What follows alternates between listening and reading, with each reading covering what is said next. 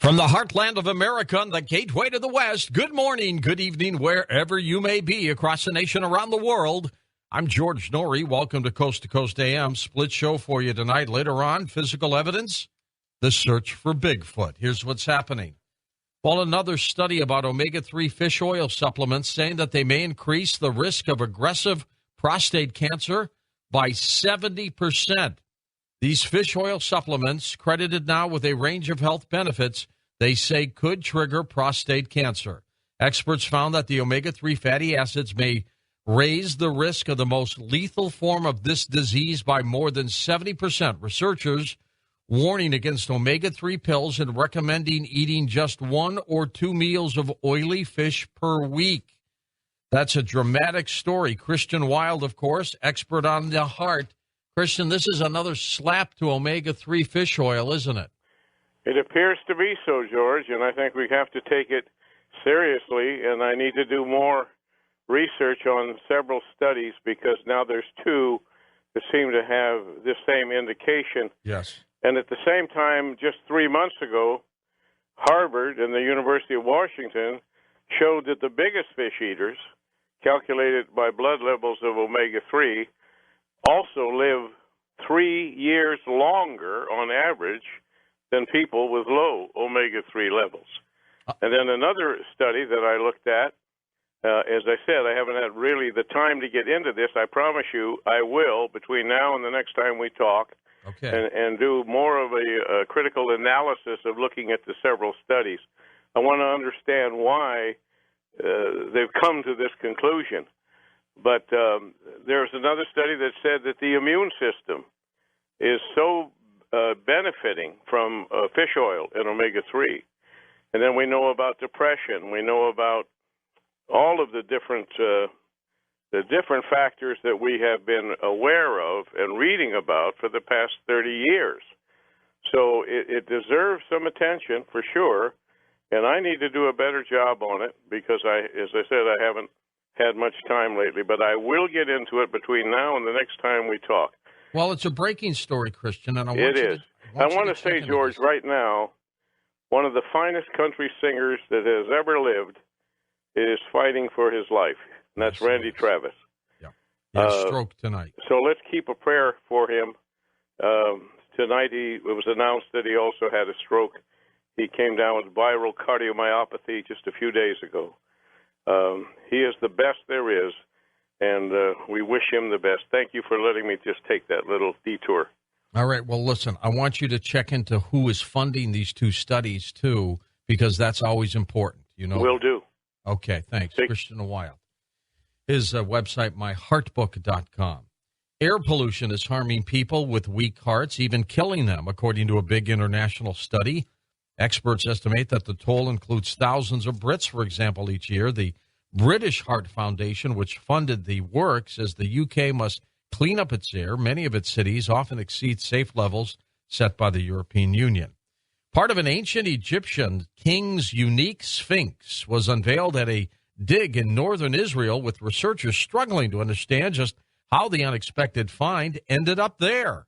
The broken granite sphinx statue, including the paws and some of the mythical creature's forearms, displayed at an archaeological site in Israel's Galilee, is the first such find in that region. Its discovery also marks the very first time ever that researchers have found a statue dedicated to the Egyptian ruler Mycerinus, who ruled circa 2500 BC and was the builder of one of the 3 Giza pyramids, unless he had ET help, of course. The rover NASA is sending to Mars in 2020 will look for signs of past life. It will carry a suite of instruments that will attempt to detect the traces left in rocks by ancient biology. This is exciting news as well. And a sweeping rejection of Apple's strategy for selling electronic books on the internet. Federal judges ruled that the company conspired with 5 major publishers to raise the retail prices of ebooks. Google and related services were inaccessible by some users this morning, prompting confusion across the web.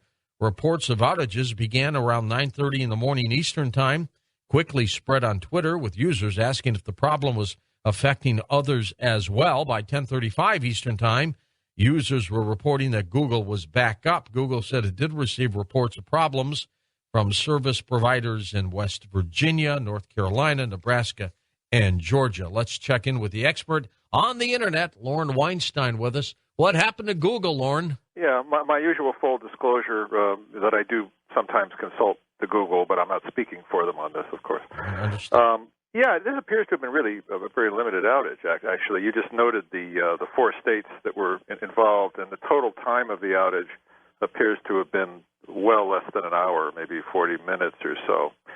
And it's just, I think it's basically a reminder that nothing built by humans is perfect.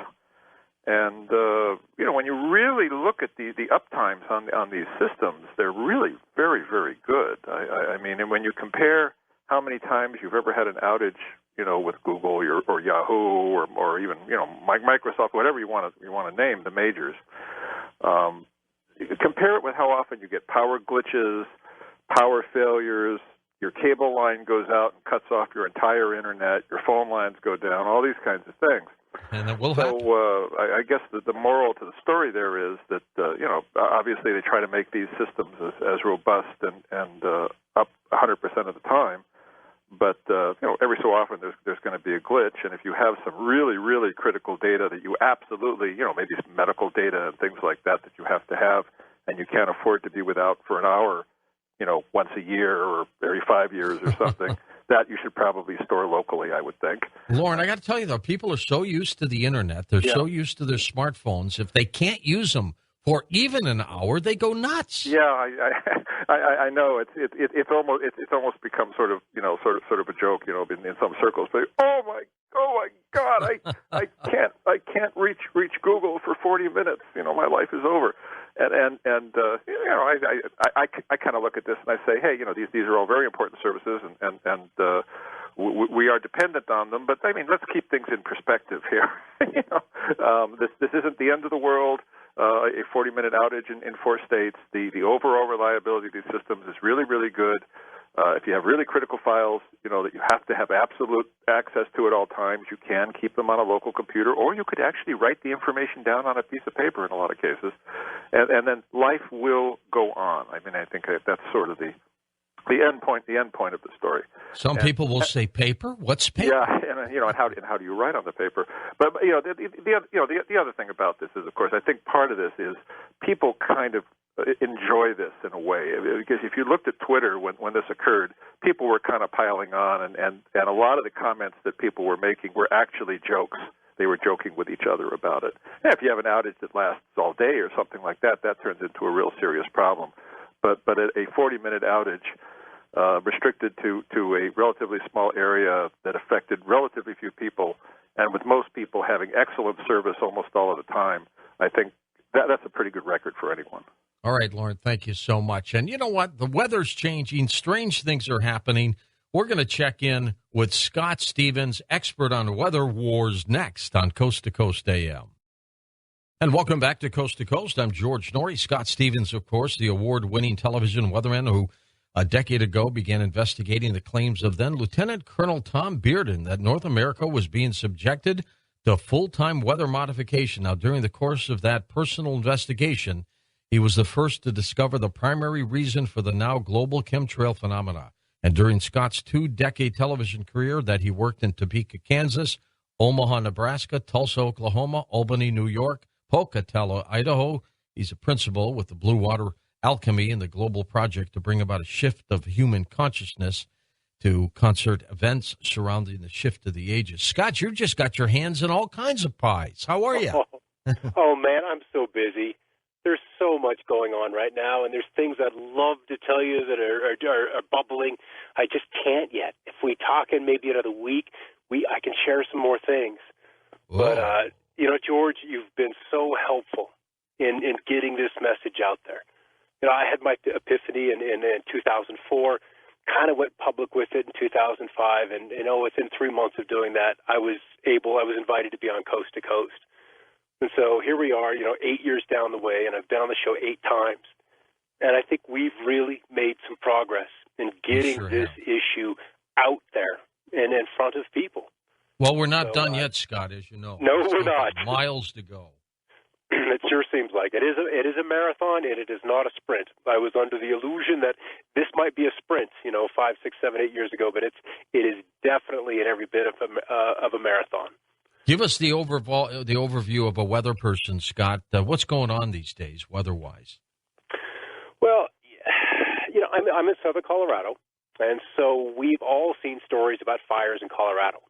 And I was a little concerned last winter when the jet stream was set up. We were, good storm after good storm. It's like, all right, guys, we're going to get some snow. The next day, sorry, didn't get a thing. Had some wind. The clouds looked funky. A few flurries on the mountains. They got dusted, but nothing in the valleys. And this has been the recurrent theme for years now, where it appears that, storms are going to develop, but they just don't deliver what they should.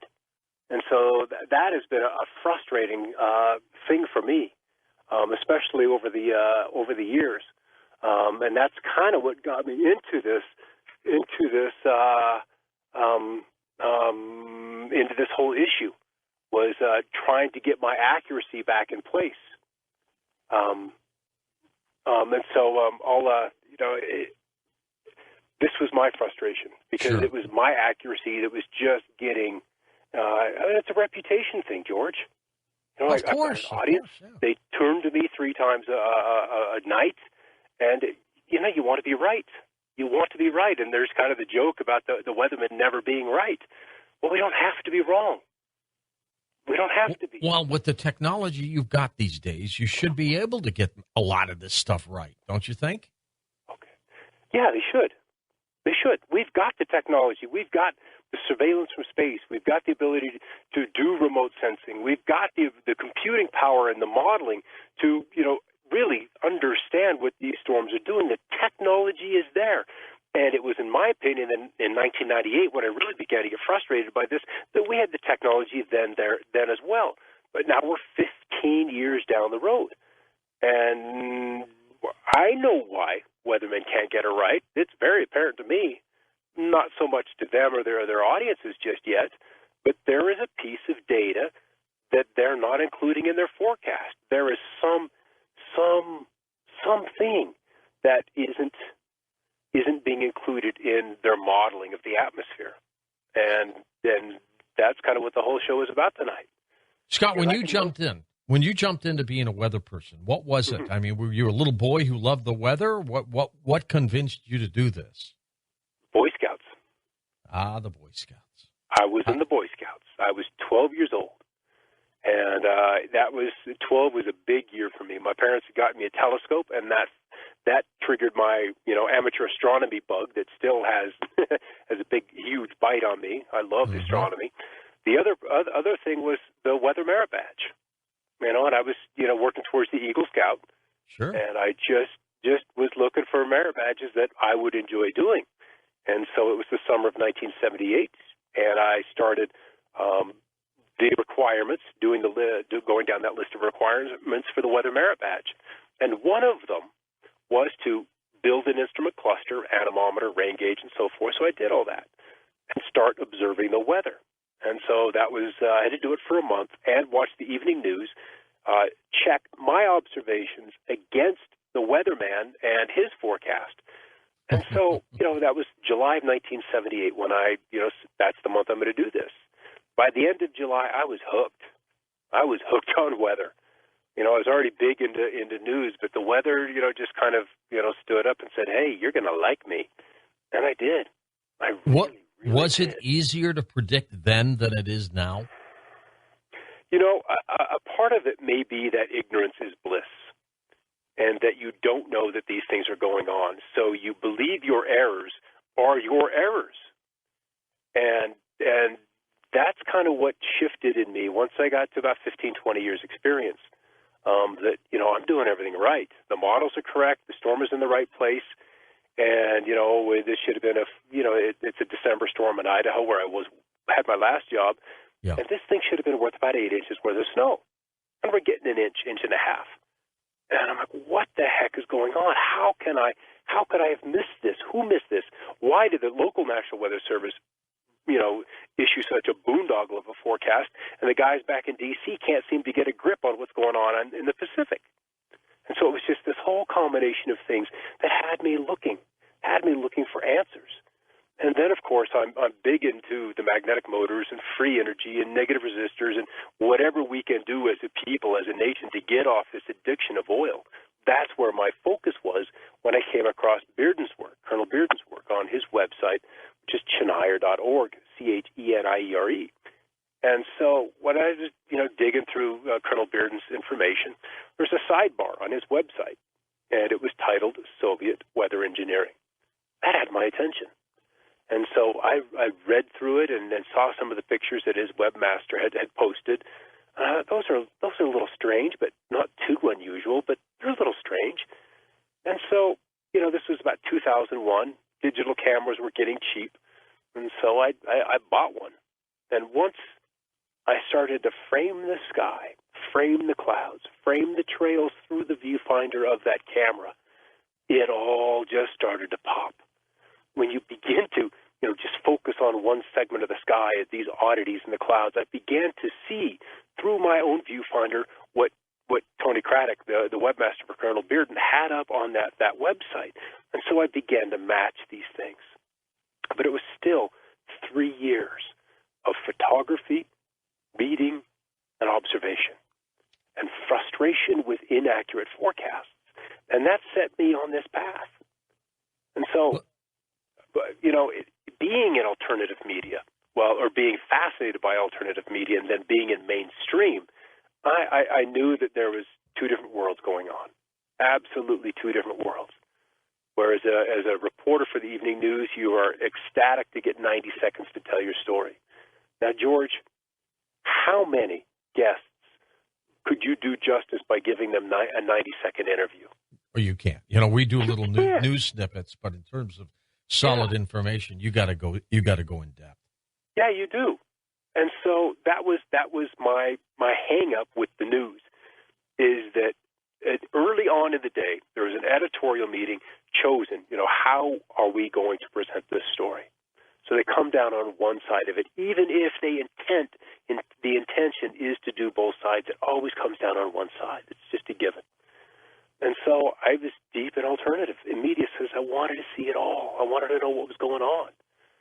And so even as early as 98, I'm seeing these stories about chemtrails. And I'm kind of giggling, thinking that these people have lost it. These are jet aircraft exhaust plumes. VFD, big deal. And, and then the stories keep coming up. And then on Clifford Carnicom's site, there's this picture of this, an old DC-9 with, the skinny wings. But this trail is iridescent in color, and it runs the full wingspan.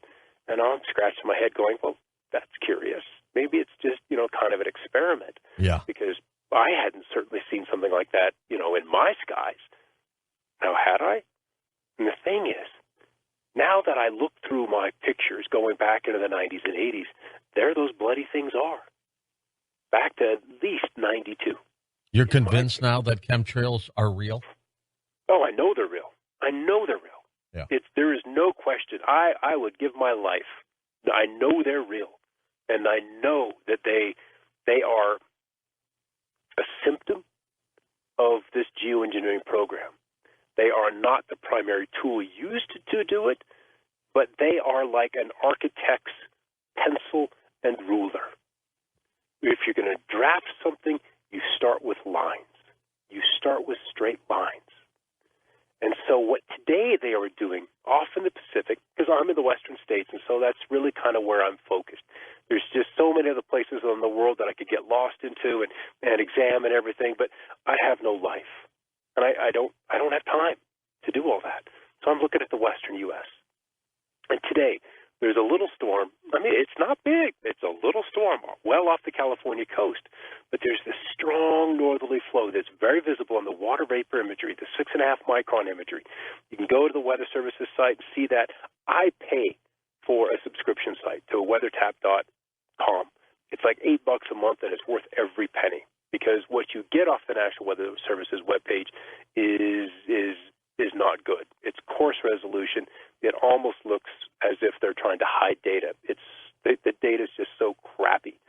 Hold on for a second, Scott. We're going to take this break. We'll come right back with you on Coast to Coast AM. Welcome back to Coast. Scott Stevens with us. We'll take calls with Scotty next hour as we talk about weather manipulation and modification. Let's go back a little bit, Scott. Tell us more about Lieutenant Colonel Tom Bearden. Ooh, that's a gentleman that I'd love to have had dinner with or have dinner with. Talked to him a couple of times on the phone. Certainly not within the last 2.5 to 3 years. He's bright. He would love to be on Coast to Coast and would love to talk about these things, but he's just kind of been made aware that he can't. And so, you know, it's just you either talk and you risk consequences of somebody coming down on you or some buddies coming down on you, or you do what you can under the table on the DL and hope it's enough. And so I respect him for his work, but love to have been in on some of his briefings in the 80s when he was, briefing the Reagan White House about, what the Russians were doing with scalar technology and their directed energy weapons. And, because we were probably doing those things as well, with Tesla's work. Sure. Maybe the Russians, according to Bearden, were way up front, and we were a little bit slow in picking up the ball for that.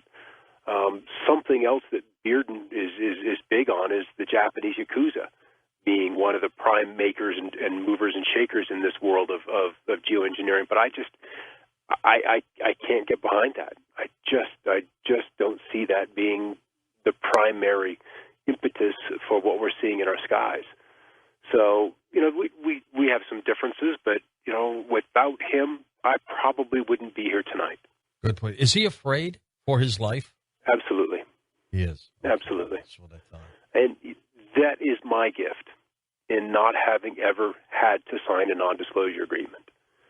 And I have not done anything that anyone else who is in the profession of atmospheric sciences couldn't have done.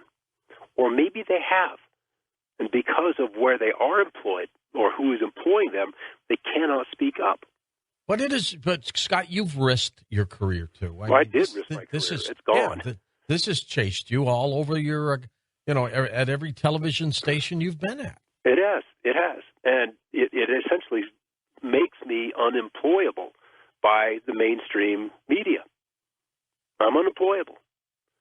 And that's I got to tell you, I'm an old news director from way gone back. You would have been a delight. I would have jumped on hiring you in a heartbeat. I mean, to put a meteorologist on who not only can predict the weather, but also talks about weather modification and all that. Oh, man, that would be a great show. Usually news directors tremble at hiring employees that are out of the norm. Yeah. They're very herd-based animals. You need to be edgy if you're going to be good. You've got to be. You have to be. And I was edgy as far as I could go. I would push it. When I moved back to Idaho from New York State and started at the station KPVI in Pocatello, they had just nabbed the NBC affiliation from a neighboring station, and they were number 3, a distant number 3, and had been number 3 for 20 years. Within a year, we were vying for number 1. And then the 8 following years that I was there, we were number 1 or number 2. We at least had one, 5, 6, or 10 o'clock was a number 1 rated show. Always had at least number 1. And I was good for several $1 million annually, to the sales department. So it was not a decision that my general manager took lightly. But it was after Katrina that it just got to be a little too much for him. And it wasn't even for him. It was for corporate. Because one of the competing stations, the ABC station, KIFI, who we took the NBC affiliation away from, they started to, how do I want to say it, badmouth me with the Ford dealers, with the Ford dealerships, the regional Ford dealers. And that station was saying, you don't want to advertise on Channel 6 with Scott. Those are crazy things he's talking about. That's weird. You don't want to do that. And as soon as corporate down in Las Vegas got wind of that, I was, given a severance. And that was that. Well, you are now at least giving us some great information. Let's talk a little bit about this weather modification, Scotty. What do you think is behind it? Who is behind it? Who could afford $1 trillion a year? Who can do that? Not a lot of people. Not a lot of people. It's a small group. And who would have the infrastructure, the esoteric knowledge about weather and the etheric and these advanced Tesla technologies to experiment, deploy, and fund these ongoing operations? It has to be the military-industrial complex. And so when I listen to another whistleblower speak about, Roswell and UFOs back in the 50s, and that it was so bad at Area 51 that Eisenhower about had to send in troops to retake that base. They had gone rogue. So what I really wonder is, are they still rogue? Is our government, the United States government, subservient entirely to this shadow government? Maybe. And that's kind of where I am with this, is that our congressmen have no more information about it than you or I. In fact, they may have less, because they have the mistaken belief that because they are a congressman, they do get briefings that they would overhear. They would understand some of these things that are going on, or at least get wind of them through the grapevine. And so there's an arrogance that comes with them, thinking that they know all. Or maybe the wise ones know, oh God, we don't know much at all. There's this whole other shadow government, and they do so many things that, aren't approved, they're unconstitutional, and maybe just largely immoral. But that's what's happening.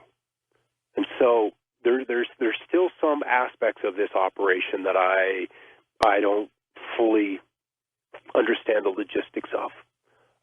And in particular, it's the ground-based operations. How do you deal with a fleet of planes that numbers every day probably bumping up on 1,000, probably somewhere between 700 and 1,000 planes on this continent, Mexico, U.S., and Canada, that need to be serviced, that need to have flight paths, that need to be free of interaction with the civilian fleet. And to keep it a secret. And to keep it a secret. That's big. So but I think we're getting to the point where enough of these guys are old enough that their health is questionable. They see what they have done. They understand what they've done. They know they participated in vast compartmentalized programs. But with 30 years, 40 years of hindsight, and now being out of the military, non-disclosures expiring after 40 and 50 years, that some of them are going to talk.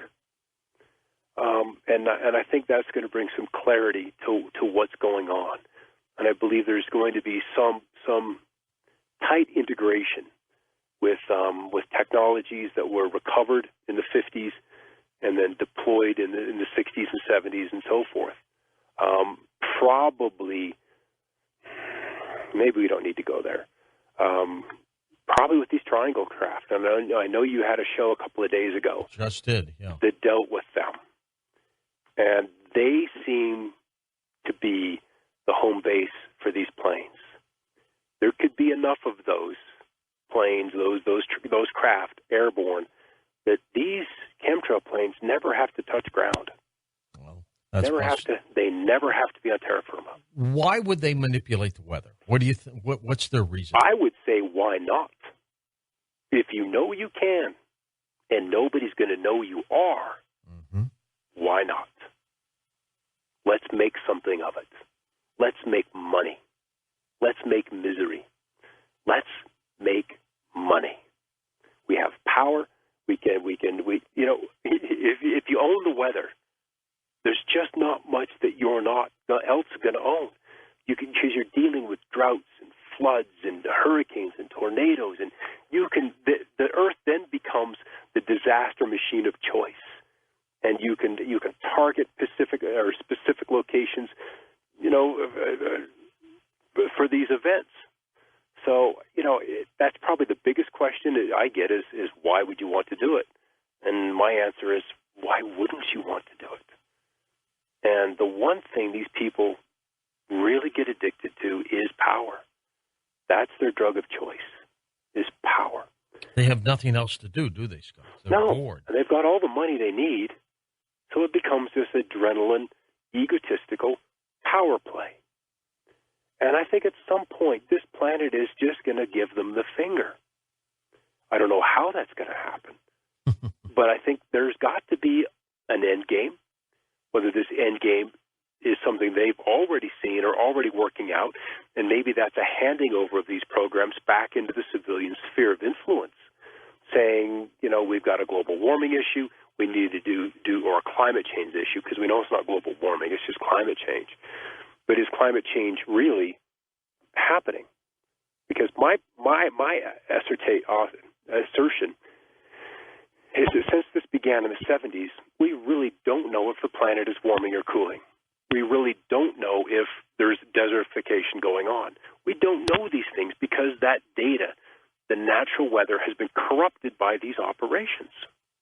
And we don't know if we're in a cycle or not, regardless of the manipulation. Right. I mean, we're always in a cycle. I think our knowledge of the sun and the Earth's climate is getting better. But to be able to stick your finger on a chart and say this is exactly where we are on this cycle, I don't think we're that good yet. We're getting there, but I don't think we're there yet. And then if they can blame all this crazy, crazy weather on climate change or global warming, then the politicians are going to come to the people, a la Al Gore, and say, guys, we need money. We need money to fix this. We need money to change how we interact or are impacting this planet. And we can only do that with more money. So it's not like we don't have solutions to the carbon dioxide and the burning of fossil fuels. We've had those answers for, 100 years? Yeah. Since Tesla's been around? Well, what are you seeing now, Scotty, as a weather forecaster? What are you seeing out there in terms of anomalies that are bizarre and strange to you? Oh, boy, because they come at so many different scales. I was watching a crazy squall line roll through Indiana and Ohio and northern Kentucky today. And this thing was behaving not like any squall line I've seen before, certainly not in classic thermodynamics. It doesn't happen. The line raced through, but yet the southern end of it, this whole other cluster of storms, was developing and then moved almost due north. Meanwhile, that whole squall line was moving east. So how all of a sudden, when the storm should be moving northerly after the cold front or moving to the south from the north after a cold front, this thing was moving backwards. That's just one thing.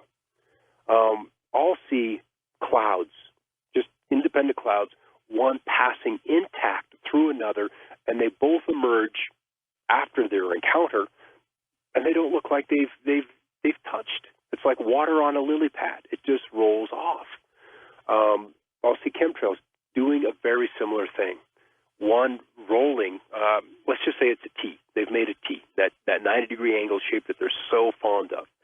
And the crossbar of the T, the top, will move down the other trail, without deforming, without changing shape at all. It simply moves down it. And I'm like, heck, what is this? What that tells me is that the particles, the aerosols that have been released, or the condensation, if you want to hold to that model, that condensation is not flying with the wind. It's not floating with the wind. It's attached to some other mechanism, some other resonance, some other attracting force. What that is, I don't know for sure. But you're convinced it's out there. It's happening. I've been time-lapsing these guys since 2005. I have almost 4 terabytes of time-lapse data. And it boggles the mind, at least my mind, that more people in the science, the research side of atmospheric sciences haven't gone and said, what is going on? What's happening? And truly, maybe they have. Maybe they have. But they haven't written any articles. They haven't come out publicly to say, listen, I see this and something's gone wrong.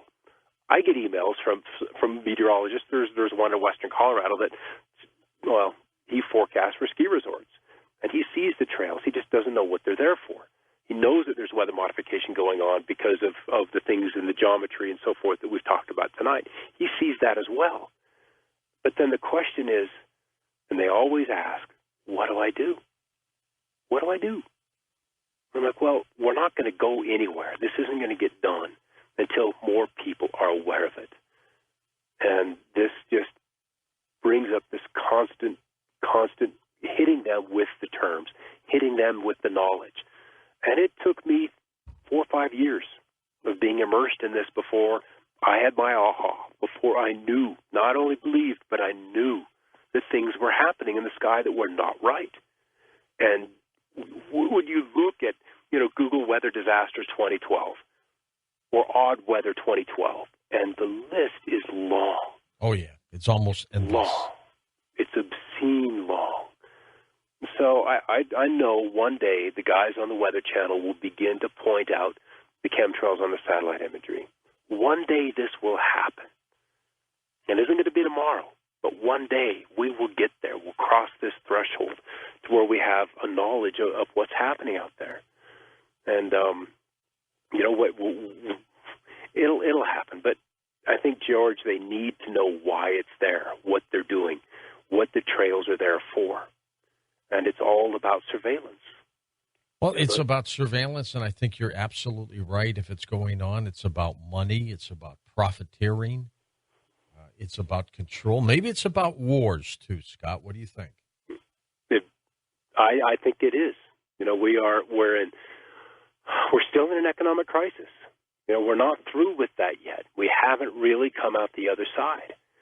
And so, anytime there is a weather disaster, small or large, there is an economic impact locally, citywide, county and state and nationally.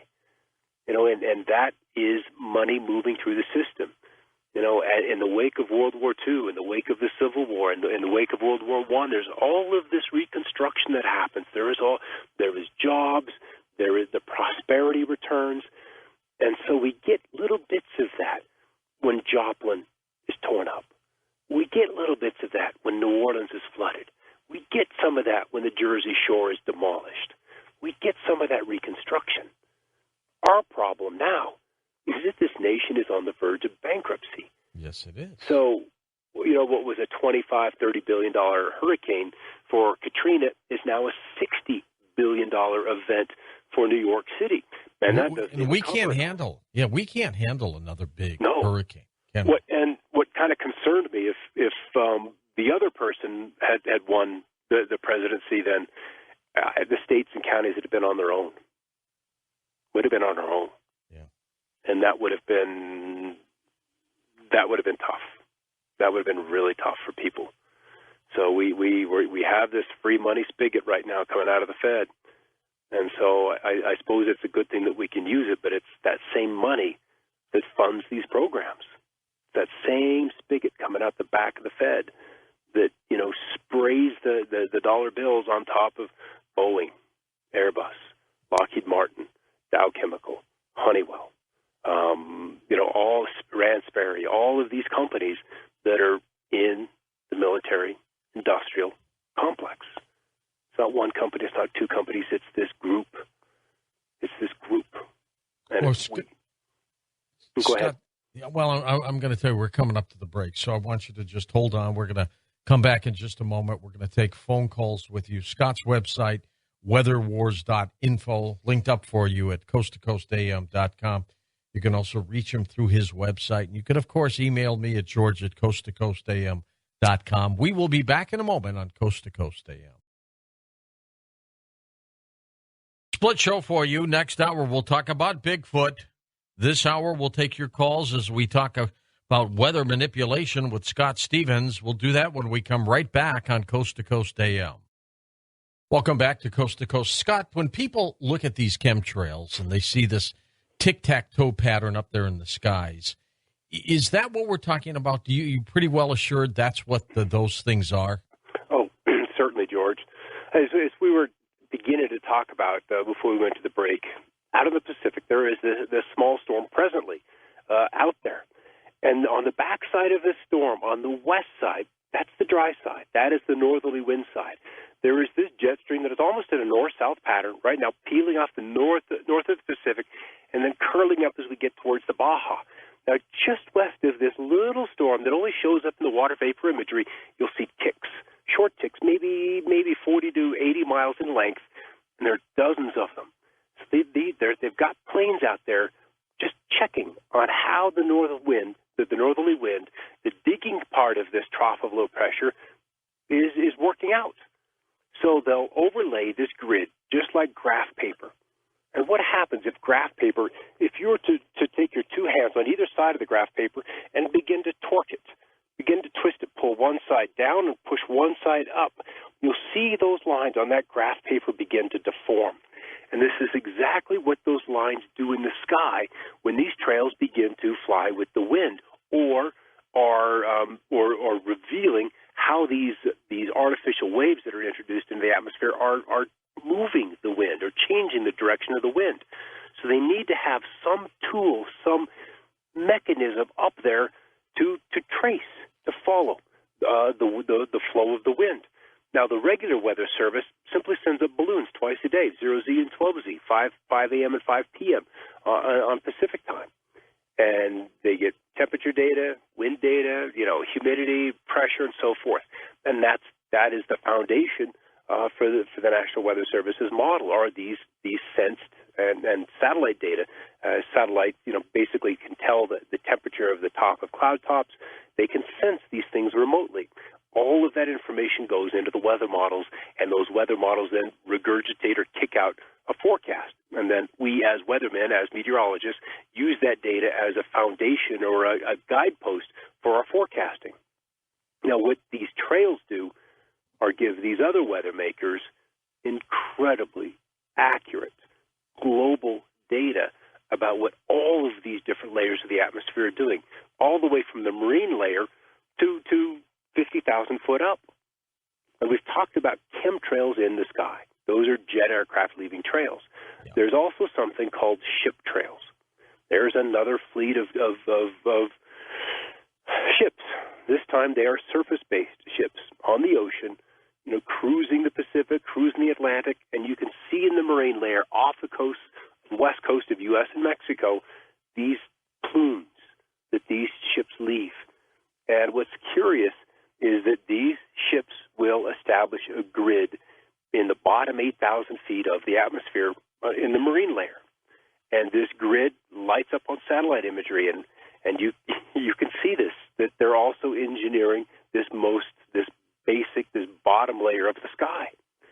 So it's all about information, George, and what they can do with it. If there's a cold snap coming from the west and that Arctic air is going to reach Florida in a week's time, any speculator who's in the futures market would buy orange juice futures or grapefruit futures. You're right. No, you're right. That's what you do. Yep. And then the price goes up, by 4, 5, 6 cents or dimes, and you've bought millions of dollars of options, and you in a week's time double your money. Let's go to the phones. Ricardo is in California. He'll be our first caller of the hour. Go ahead, Ricardo. Hello, George, and to your fine guests. Good evening to both of you. I've been watching this process since about 1999, actually. And in 2003, I started photographing and taking dozens of photos until the present time period over Novato, California. And I saw a particular grid that was a constant. It was like an apple pie, top of an apple pie, the lattice work on a pie. And it was constant back and forth, and I could see that airliners were flying to Oakland International, SFO, and San Jose International, and they were not flying these patterns. These planes that were doing this were at an altitude that were about another 20,000 feet above the regular normal airliners that I would see landing over the Bay Area and leaving the airports. And I would take the highest point in San Francisco I could go to was at a place where the High Sears area was a Sears store on Masonic Boulevard at Gary Boulevard. And I would stand there and just watch with 10 times 50 binoculars and then photograph these things. And the funny part is that in Marin County, I've been watching for the last several years now, and they fly in unison straight across the whole sky and make a pattern about half a mile to a quarter mile apart, and then start localizing closer and closer. And the cloud format is very thin first, ejected from the planes, and then becomes very wide after about 10 minutes, 15 minutes to 20 minutes. Normal planes eject their exhaust, and it disappears in 15 seconds to about a minute at most.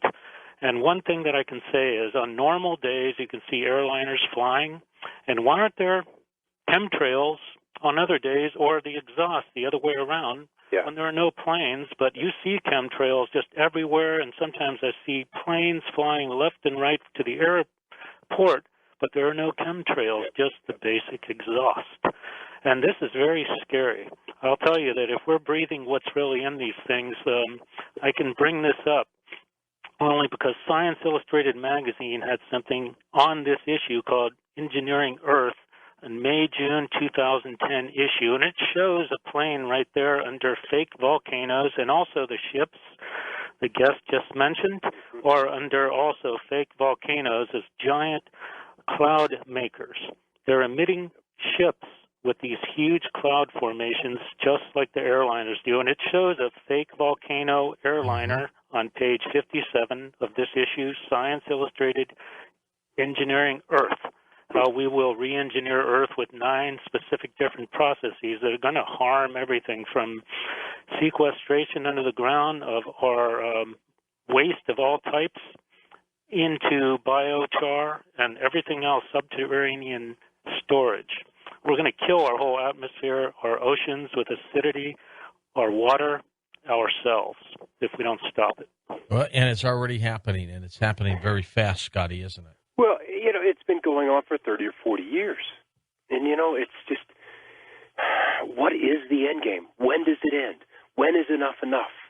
When will we, as the population who have allowed this to happen, had enough? Because the soils at some point are going to say, we can't take this alkalinization. It's too much. The forest soils in California, that pH has come up from 5.4 to 5.5, 5.6, 5.7, 5.8, 5.9, 6.0, 6.1, 6.2.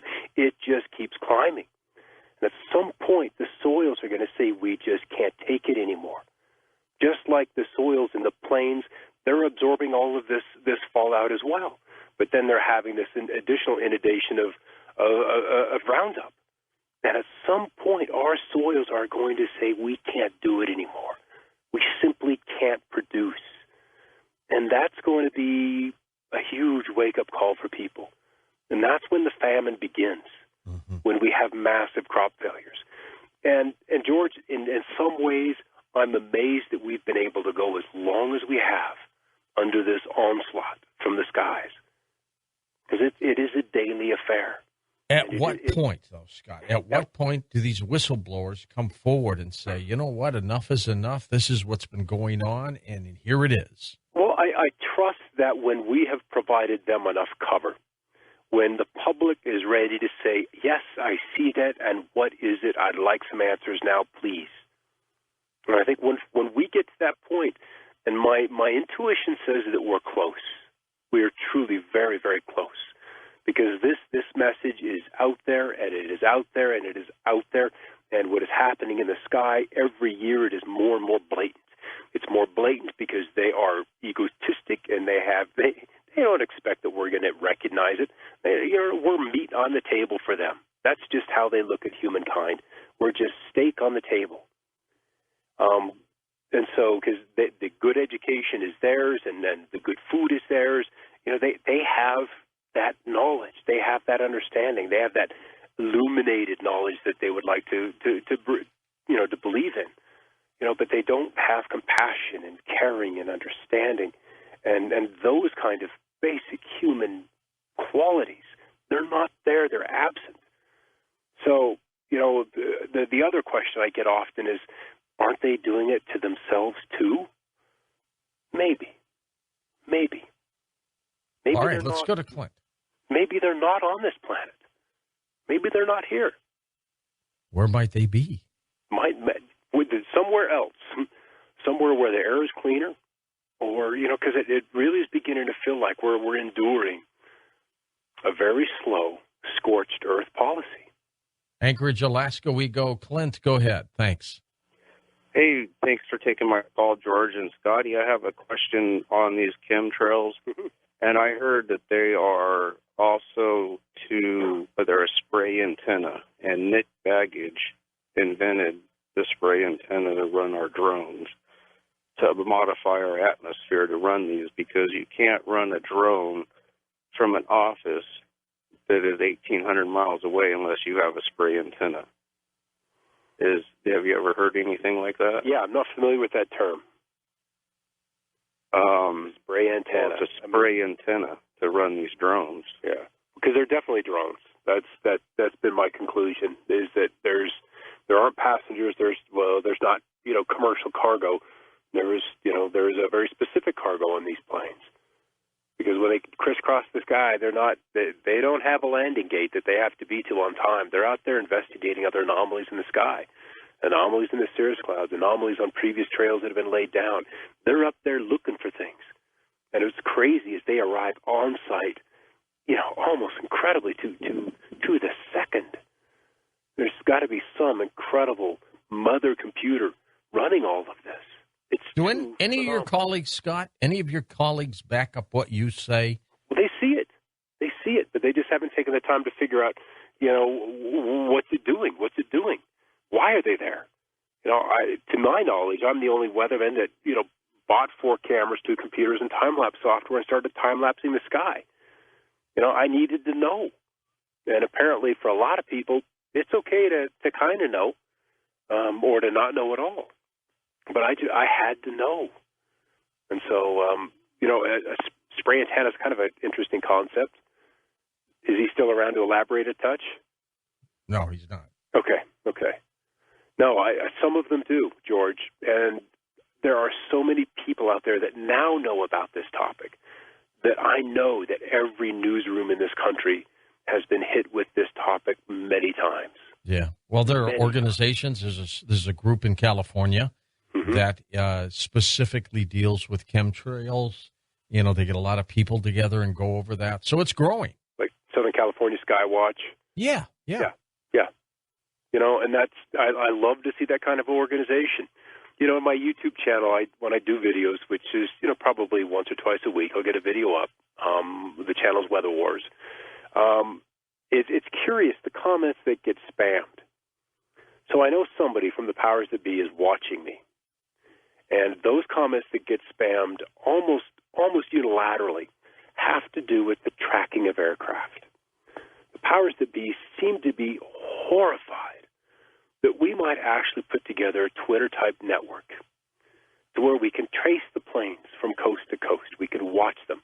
That we might be able to get a couple of hundred people who will go outside with binoculars and their smartphones and to start watching these things. Then hand a plane off from one observer to the next observer to the next observer so we can see where they're going. Because Flight Radar 24 and some of these other plane tracking apps work to a point. They work great with the civilian fleet that have their transponders turned on, that are communicating back with air traffic control. But then there's this whole other fleet that isn't beholden to the civilian authorities. I mean, I know a man who out of one of the Air Force bases here in Colorado was on a military transport plane, and they missed a 730. They were on a C-130. They missed a Southwest Airlines 737 jet by 84 feet. 84 feet. That close. That is crazy. And nobody could get a hold of that plane. Nobody on board could get a hold of that Southwest Airlines 737. Like it was a private plane or what? Ghost plane? Well, like it was a drone plane, and there was nobody on board at the radio. And maybe they paint it to look like a Southwest plane? Exactly. Let's go to Joe in Detroit. Hey, Joseph, go ahead. Hey, gentlemen. This is an outrage, man. What's going on here. I've been watching things to coast for the past couple of years. I got a cell phone. I take pictures even with my little phone here, man. Yeah. Crisscrossing. Then at the end of the day, you look at the sky and it's murky, yellow, like from the old steel mills, man. Mm-hmm. What kind of planes are these? Where are they coming from out west? People should be standing up. I mean, we've had the worst summer we've had here in Detroit area that I can remember. I'm 63. I mean, steel gray skies, George, you remember those skies during the winter? Every day. Rain, man. And, enough. I mean, where are these planes coming from? What kind of planes are these? What can we do? I tried to tell a friend about this. They looked at me like I'm crazy. I said, "Let me show you the pictures." I sent the photos, and then they didn't know what to say. Yeah, and that's the big thing. Joe's got the big thing. What can we do, Scott? Well, you're doing what you can do, and that is just informing without hyperbole your neighbors, your friends, your family, because it may take a dozen instances where they hear the terms, where they're confronted with the information before either A, their curiosity gets the better of them and they start investigating for themselves, or two, they see something in the sky that they say that they know shouldn't happen naturally. And then after seeing that bizarreness in the sky, they're like, oh, I get it. It's really happening. I see now. That's what convinced me. I had my moment like that. And it was a blue sky day in Idaho in August of 4. Not a cloud in the sky. Humidity up there was less than 20%. And there was this ugly lime green 747 that went from the northeastern sky to the southwestern sky and leaving this trail that was so thick. I'm like, what the heck is this? And that was my first chemtrail that I looked at it and went, oh my goodness, that's it. That's one of them. Now I'm on board. Now I just have to figure out what they're doing. I see them all the time. Yeah, I do too. And George, I would bet that 98% of the trails we see in the sky, short or long or persistent, are all chemtrails. These engines of these jets, these Pratt & Whitneys, these Rolls-Royce, these GE engines are so efficient. They're high efficiency, bypass, they're turbofans, they're very, very efficient. I mean, they have to be. With aviation fuel at $3 plus a gallon, you're not going to want to waste much of that. And so I think the commercial fleet here that I see more often than not, 9.5 times out of 10, leaves no trail regardless of the weather. Regardless of the weather. Scotty, stay with us. We're going to come right back after this quick break. We're going to take final phone calls for you as we talk about weather manipulation, modification with the weatherman, Scott Stevens, on Coast to Coast AM. Well, next hour, we'll talk about Bigfoot. But when we come back, of course, with Scott Stevens, weather manipulation, modification, we'll take your final phone calls here on Coast to Coast AM. Welcome back. Scott Stevens with us. Scott, have you ever had a weather person or scientist pull you aside and go, you know what's going on, so do I, but I can't say anything? That ever happen? I had that happen about 30 years ago, maybe 25. I was in my first job in Topeka and on the town one evening and still in college or very close to being out, and had a guy approach me. And honestly, I don't remember this right now. But he started to tell me about HARP and some of the other technologies, and that he was personally responsible for the installation of some of these antennas. And I was like, whoa, interesting. Don't believe it's possible, but interesting nonetheless. And it's curious that he had written me maybe 4 months ago, and we kind of opened up communications, and I wasn't in a place to hear it then. I just wasn't. I wasn't old enough. I didn't have enough maturity. I hadn't had the experience that I had with this guy to see it. And it's crazy because this guy had been, I don't want to say it, burned by these antennae when they were on. Yeah. And whenever they're active now, he goes through intense migraines because, his body has an established resonance at the same frequency that these antennae use. And so I've had some experiences like that. I wish I had been more open-minded for a greater span of my life. That commitment to remain open and without judgment when information came to me, hasn't been with me but about 10, 12 years. Well, but at least it finally came. Well, it's there now. It's there now. And I'm grateful for that because now I can have an intelligent, fascinating conversation with this person about what's going on. He he and I are going to participate in a show that will air on the Sci-Fi Channel on the 24th of July called Question Everything. And it'll be curious to see how, he lost 2 family members in the last 2 months because of this.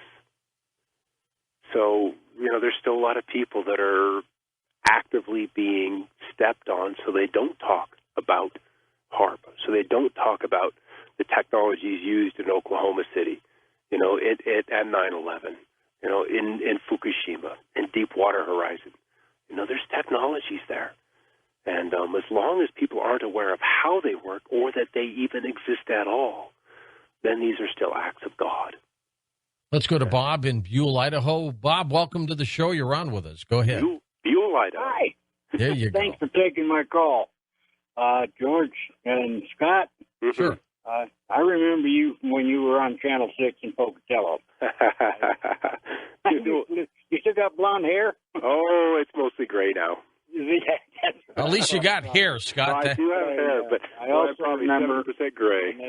They started bad-mouthing you after you left the station and calling you a nutcase and a few other things. I'm glad you stuck by your guns and you stuck by your convictions, and you're doing a great job, and keep up the good work. I just want to put that in there. And I used to play Santa Claus on the fire truck down there. Okay, I remember. So now maybe you know who it is. Anyhow, I remember. I'm out in Buell now, and you keep up the good work, and I'll keep listening for you, bud. And I'll check in on your website. Very good, very good. Well, tell them hi out there. I'll get out and visit sooner or later. So you still got fans out there, Scotty? Oh yeah, I do. All right, next up, let's go to Robin in Oakland, California. Hi, Robin. Thanks for calling. Go ahead. Hi. Thank you so much for taking my call. Sure thing. Wonderful program, Scott. Thank you very much. I was listening to you, and all of a sudden it dawned on me.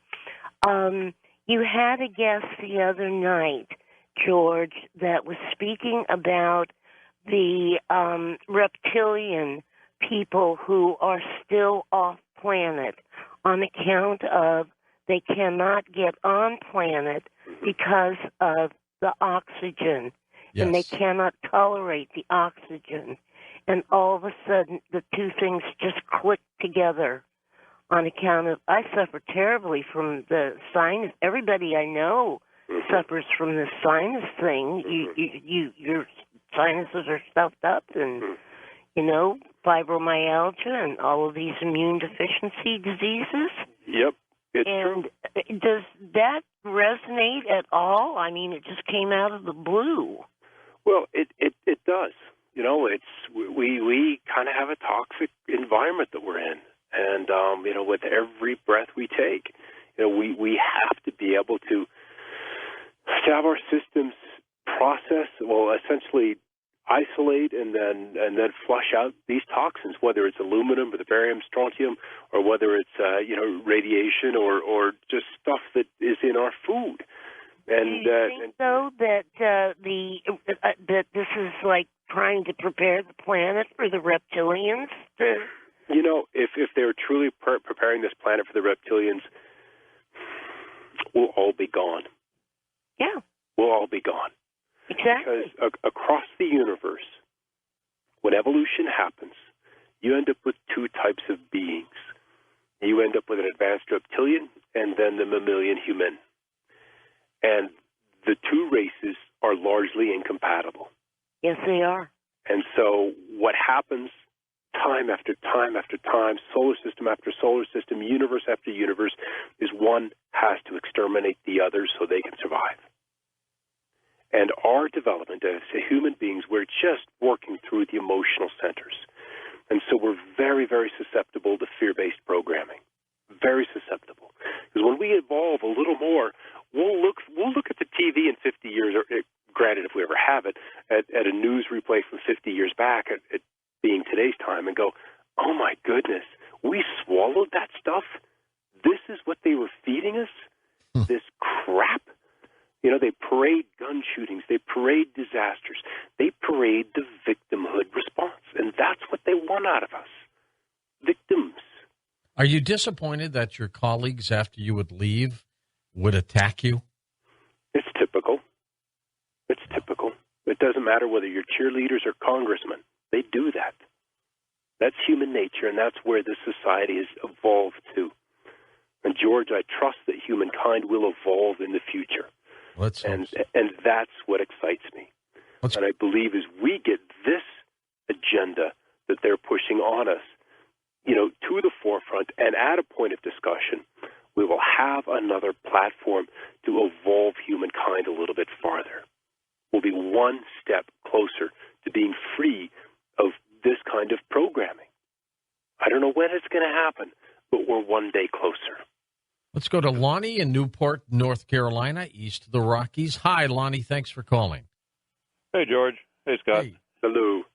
I wanted to ask you, you're talking about climate change, if you considered the extra UV rays that are now we're being faced with. The ozone layer has thinned. Yeah. And ultraviolet will assist in some kind of mutations, genetic or otherwise. You know, I'm talking about the heat mainly. Pardon me? I'm talking mainly about the extra heat. About heat? I think we can handle heat. I really do. Well, to a point. What will happen is the oceans say, this pattern isn't working for us anymore. And so what will happen is they'll quit transporting fresh water to the north.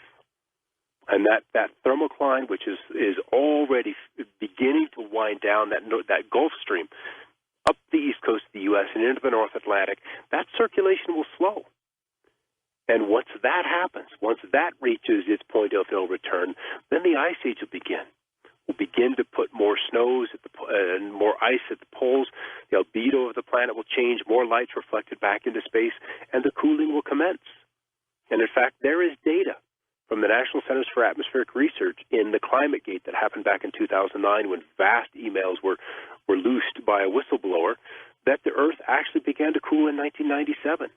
And their concern in Boulder is not what do we do about global warming, but something purely political, and how do we hide the decline in temperature. Climate science is corrupt. It's politicalized. It's been politicized. Has it been bought off? It's been bought off. It's corrupt. So when you hear these climate change, these global warming stories, all of that is simply a cover for the weather modification agenda and to get us pliable to pay a carbon tax. That's something I'm willing to do. Are we having more or less chemtrails this year? I think it's more. More planes, each and every year, more planes. And that's going to mean more stuff in the atmosphere. More stuff. Go to Grants Pass, Oregon. Hello, Hugh. Thanks for calling. Go ahead. Hello, George. I hope you can hear me. Yes, we I had can. to wait a long time to get through. Yeah. I'm the man who's been abducted all his life. I've been operated on by reptilians. After one of those instances, I ended up at the World's Fair, and through Margaret Thatcher, I met a woman I'll call Katz. She owns health food stores throughout Canada, and she grows big gardens. The chemtrails contain aluminum. Monsanto, Scott. Can you hear me? Oh, I can. Okay, Monsanto has already made and is selling seeds that grow in aluminum. Regular seeds won't. They get a few days old and they die. Monsanto is behind this. Monsanto is owned by a German man. I hate to say Nazi. I'm German myself. No. I've been watching this since the age of... Hugh? Hello, Hugh? Yes. Monsanto's a public company. It's not owned by one person. Okay. Back then, I believe it was. It was started by a German man. I don't know who's behind it now. I haven't kept up. But look to Monsanto, Scott. Yep. Your answer is there. Yep.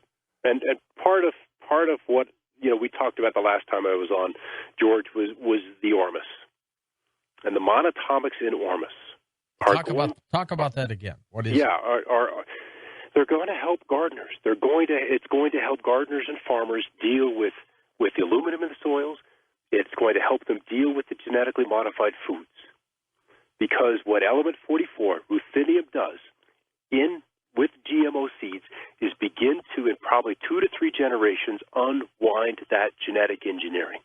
It will revert the plant back to its heritage self. And this is so important, that this planet has given us the answer to our pollutions. I envision a day where we can get retired oil tankers, when we finally move beyond this age of petroleum, and we could bring in clean seawater, do an alkalinization of that seawater to create this ormus, to create this liquid manna, and run it up the old pipelines and to the farmers. And so we can repair these crops. We can repair the wheat. We can repair the cotton. We can repair the soybeans. We can repair the rice. We can bring back these plants to their natural state so that, number one, our health is returned to us. So we don't see these diseases showing up in children before they go to school. The attention deficit disorder, that they don't need Ritalin, that we don't need Ambien to go to sleep. We can fix these things. I mean, ormus, when it's brought into the body, allows for two-way communication throughout the organism. So when there's tumors that are growing, the body then gets communication back from those cells that have gone haywire, saying, "Oh, I have a problem in my lungs. I've got a problem in my liver." When we see how we can fix these things, and when we establish that two-way communication with the addition of monatomics to your regimen, your detox regimen, amazing things can happen. Amazing healings. All of a sudden, cancer is dead in its tracks. And diabetes begins to wind down. Male fertility. Fertility is one of the incredible things that ormus does. Sperm counts go through the roof. And then the genetic packages that the man delivers to begin to bring life to his wife are perfect. And the babies are born with high birth weight. They go full term. They begin to walk at 9 months and talk at 14 months. And they're ready to read and spell by 2. We have these things now, George. We can do this. And that's ormus. So we've got all of these toxins in the sky. We've got oceans that are not healthy, but we have solutions. We just need leadership. Let's take a few more calls. David in Anchorage, Alaska, west of the Rockies. Hi, David. Go ahead. Hi. Yeah, I heard this from a friend of mine who was an expert in Tesla technology, and because of that, he was invited onto a job. He quit. But his job was to disable alien technology, ancient alien technology, different things that are placed all over the earth for weather control. And he got down into one of them and realized what it was and quit. They allowed him to quit. And one of them was in Alaska. Apparently it's a pyramid here that was underneath the ground that they eventually nuked to shut it down. But these things were set up to control the weather, stabilize the weather, make the Earth not completely weather disaster free, but to stabilize it in the greater ranges to make it harmonious for life. And our government and the world government, if you will, is systematically disabling these things. Yep. And I was wondering if you thought that possibly the reason that they were disabling, I don't know why they're disabling, by the way, this is a real question, is that in order to use the weather as a weapon, if you have a system out there that's fixing the weather all the time, then you can't really predict what it's going to do. How do you speed if cruise control is on? What? Shut off the cruise control. Is same thing. How do you get your car to speed if the cruise control is on? So that's what they've done, is they've disabled the cruise control, that which keeps the system stabilized. And this is where probably the last 2 years I'm really, really pushing into that this technology is ancient. Because when I look at satellite imagery that goes back to the very, very beginning, 1960, 1961, 62, 63, there are anomalies in the skies. And these pictures that come back from these satellites have annotations on them by the guys receiving the imagery. And they're flabbergasted by the squares, by the geometry, by the curls. So it is possible that this technology uses the life force of this planet to cradle the weather, to hold it in place, to contain it. That's very, very possible. And NASA's solar wind project is called Enlil, E-N-L-I-L, and he was Lord of the Command. He was the top Anunnaki on this planet when they came, 430,000 years ago. They're still around. That's a small world, isn't it? They're just off-world right now. Small Not world. completely. But Scotty, we're going to wrap things up. First of all, you stay safe, man. You get into very controversial subjects. Well, what'll happen will happen. And I trust that I'm safe and that I'm protected because we have a mission to do. There's a mission to do. We've got a cycle to close. This is a 26,000-year cycle, and it needs to be brought to a close so we can begin something new. All right. It's just time for that. Stay safe, all right? We'll see you on our next Coast to Coast program, no doubt, with great information about chemtrails. Up next, split show, Bigfoot. We'll be right back. And for the next couple hours, we're going to be talking about Bigfoot, the search for Bigfoot. Cliff Barrickman back with us on Coast to Coast, and we will be right back on Coast to Coast AM. And welcome back to Coast. Cliff Barrickman became really obsessed with Bigfoot during college, having a sizable break between classes. He spent some time in the college library reading, searching around for Bigfoot stories, where he realized that not only was Bigfoot interesting, but it might actually be a real biological creature. During a camping expedition to the Bluff Creek area of California back in 1994, he stumbled across possible Bigfoot footprints, as well as tree damage evidence and possible hair samples. He now holds one of the largest footprint cast collections in the world. It has been 6 years since he was last on with me. Cliff, welcome back. How are you? I'm doing great, George. Thank you for welcoming me back, by the way. 6 years? Where have you been? I've been on the road and in the woods, mostly. My passion takes me all over the place and absorbs most of my life lately. Well, we finally found you again, so welcome back.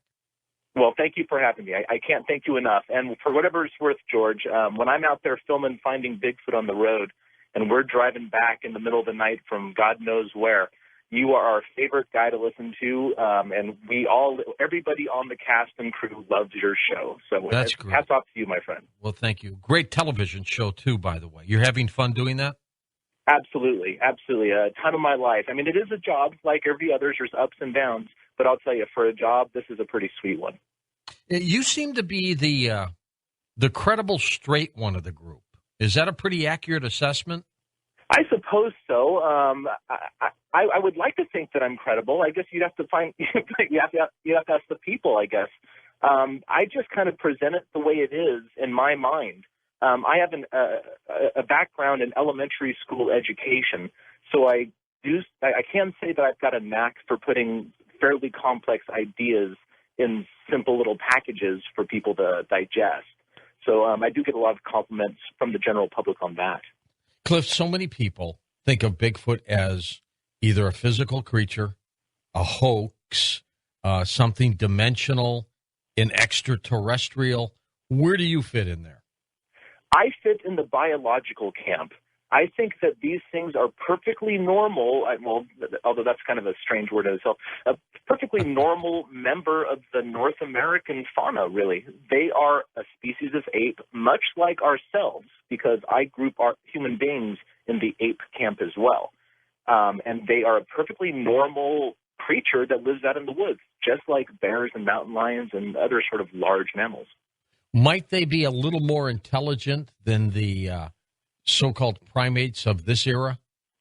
Apes are extremely intelligent, all of them. And, of course, there's a gradient from the less intelligent apes, like gibbons, all the way to the smartest apes, us, basically. And every other species of ape falls in that gradient at some point. Generally speaking, orangutans are recognized as being the smartest of the known apes. I do think Sasquatches are probably a little smarter than orangutans and probably almost as smart as us. They seem docile, Cliff, are they? By and large, yes. They don't intend us any harm, certainly, although they can be very, very frightening at times. They do bluff charges and a lot of the other behaviors that we see in the known apes, like rock throwing and screaming and all that sort of intimidation display stuff. But by and large, if Sasquatches were dangerous and they'd be out to get us, number one, I think there would be very few humans around at all. And number two, we would have gone after them with pitchforks and torches a long time ago. Well, I think so, too. What led you to believe that it's more biological than anything else? Well, you know, it's the data, really, when it comes down to it. Not only the physical data, things like hair samples and footprint casts, but also the sighting reports. Because by and large, 95 or more % of the sighting reports simply describe an ape-like creature walking on two legs. When those creatures, the Sasquatches, are exhibiting some sort of behavior, in almost every case, that behavior can be found in the known apes, whether it's rock throwing or jabbering at one another or communicating or whatever it is. Everything I've experienced personally, and I've been around Sasquatches a number of times, every time I'm around them, all I get from them is basically ape behavior. Now, that's not to say that other reports of more strange things don't occur. Certainly a lot of people report very, very strange, things, invisibility and whatever. But I personally have never run across that. And certainly I have some very intelligent friends that are very, very steadfast in the paranormal camp. But so far, my personal experience leads me to believe that these things are extremely intelligent apes, very similar to human beings. And there can't be too many of them, Cliff. What do you think, if we had to estimate? I suspect they're very rare. They're probably the rarest of the large mammals in North America, certainly. And I have some experience abroad as well in Asia, but North America is where I do most of my work. But I believe that they are very rare. And at one time I thought they were much more plentiful. But it's actually my studying of the footprint casts that leads me to believe that they are pretty rare. Because like in the Bluff Creek region, for example, between 1958 and 1967, even though there were a number of footprint finds, almost all of those footprint finds can be attributed to like 4 individuals. And that's also true of the Blue Mountain evidence from 1982 until really 1996, in that range.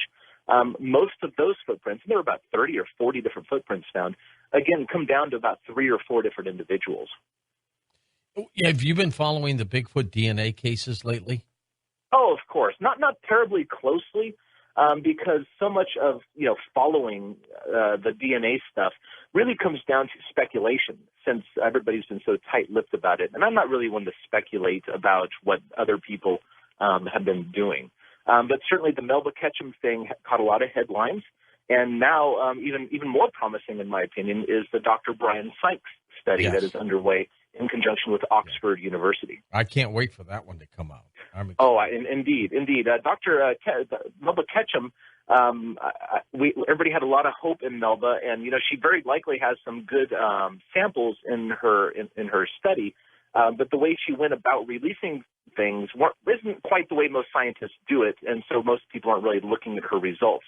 However, Dr. Brian Sykes is world-renowned as one of the most prominent and influential geneticists specializing in mitochondrial DNA. And when he says something about the Sasquatch and how it relates to DNA, the world will listen. No doubt about that. What's new in the other world of Bigfoot sightings? Anything out there? Oh, gosh, stuff is happening just all the time.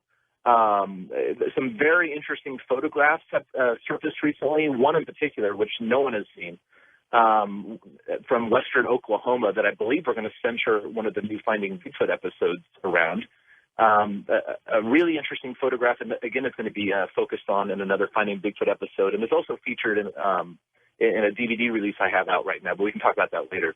And the photograph itself seems to show a very, very large biped running past the camera, far larger than a human being could possibly be, taken from my home state of Oregon, just probably about 30 or 40 miles from where I'm sitting at this very moment.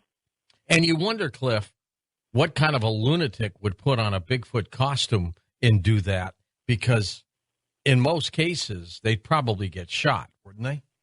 Well, yeah, and you can look back just this past year at that poor soul who thought it was a good idea to drink a bunch of beer, put on a ghillie suit, and run out in front of cars in Montana. Yeah. He got run over by a car, and he was killed. And unfortunately, he killed a few other people in his stunt. But I guess that's kind of Darwinism at its best. If you think that's a good idea, dressing up as an ape and running in front of cars, your time is limited on this planet. Jeff Meldrum wants to go up in a hot air balloon and try to scope the forests up there. What do you think of that idea? Something like that. I wouldn't say that's entirely accurate. Dr. Meldrum is helping out a project called the Falcon Project. And actually, Dr. Meldrum was over at my home just a few weeks ago, going through some casts and stuff with me, as well as the founder of the Falcon Project. So I got to pick that gentleman's brain about it. He's not going to go up in the balloon himself. This gentleman believes that he has a better than average chance of capturing thermal footage of a Sasquatch by going up in a sort of stealth blimp. He's not going to go up in it. He's going to put the thermal imager up in there, and he has a long-range radio frequency. It's basically like a remote-controlled vehicle, but a quiet remote-controlled blimp with a thermal imager looking straight down through the trees. And, of course, I want him to succeed. I think that there might be a couple problems with it that he may have to work out, but I sincerely wish anybody who's trying to photograph a Sasquatch the best of luck. I'm keeping all my fingers and toes crossed for anybody who's trying to do that. And I would, of course, encourage anybody who succeeds to share their data and let it undergo peer review, basically. Let everybody else take a stab at it and see if they can disprove it, because that's kind of what science is about, trying to disprove your findings until you're left with no other conclusion than it's real. Tell me about the footprint cast collection. What's new there? Oh, gosh, my footprint cast collection has just ballooned. Not only from generous people who have footprint casts lying around in their garage that want to share them with me. Of course, now I don't take the originals. They belong to them. And a lot of times their grandparents or their father has poured them. And it's kind of like a family heirloom. But a number of people identify well with me on the show, and they know I'm kind of a footprint nerd. So they offer to let me borrow their footprints so I can make a mold of them and make copies of them. And whenever that happens, I always return the original with a few copies so they can give out to their family members and stuff. And then, of course, with the copies, I study them personally. But more importantly, I give a copy to Dr. Jeff Meldrum as well. He and I share a lot of casts together. If he gets one, if I get one that he doesn't have, it goes directly to him because, he's the anatomist. He's the guy with the PhD at a university.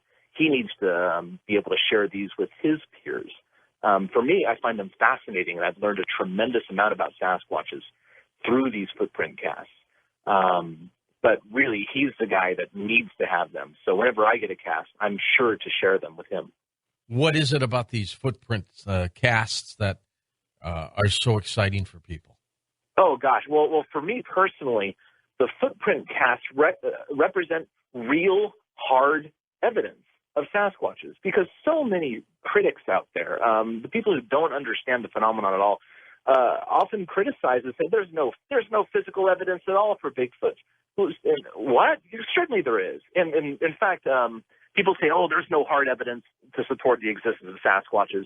And veteran Bigfoot researcher Renee DeHinden used to say, no hard evidence, huh? Let me hit you over the head with one of these casts, and you tell me if it's hard. But these footprint casts are so interesting because they show anatomy that is consistent within the data set. In other words, footprints found in California show the same features as the footprints found in Florida or Georgia or Ohio or any place. And those anatomical features are consistent, not only within each other, but they're also consistent with what we know about other apes' footprints, including humans. Like, for example, flexibility in the mid part of the foot. We don't have that flexibility because we have what's called a longitudinal arch, which is basically the arch of your foot. We have that because we're made to be runners, and that kind of helps cushion the blow of our feet landing. It also serves as somewhat of a spring when we take a step while we're running. Well, Sasquatches, like the other apes, haven't adapted to long-distance running like that. So they've retained flexibility in that part of the foot. And sure enough, you see that in the Sasquatch data set of footprints. It's phenomenal. How big are the footprints, Cliff? They range in size, of course, according to how large the creature is. The smallest footprints that I have in my data set is really only about 3 inches long. And there's some there's some controversy about that one, whether it's actually a human or a Bigfoot. But the smallest one that I'm certain is a Bigfoot is about 5 inches long. The largest that I have in my data set is about 18.5 inches long. But what's interesting about that particular footprint is that even though the footprint cast is 18.5 inches long, the foot that made it is about 14.5 or 15 inches long. Wow. Because something that a lot of people seem to misunderstand about footprint casts is that a footprint is not the shape of the foot. It's the shape of the damage done to the ground by the foot. So it's a dynamic signature of the foot as it walks through an area. And by looking at how the foot affected the ground, you can learn a lot about what is underneath the surface of the foot. In other words, the bone structure, where certain joints lie, how they work together as a group to propel the animal forward. And that in itself is fascinating, because people say, oh, Bigfoots walk like people. Absolutely not. They only superficially walk like people.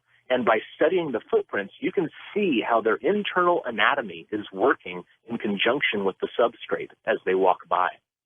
Is the abominable snowman of the Himalayas the same as Sasquatch here in North America? The honest answer is I don't know. Now, certainly they're described in the same general terms, man-like hairy creatures, and they certainly inhabit much of the same habitat, large, high mountains and inaccessible terrain and all that stuff. But are they the exact same species? I don't know. It's very possible that they are obviously they're very similar. Now, what we might have is something like the North American black bear versus the Asian sun bear.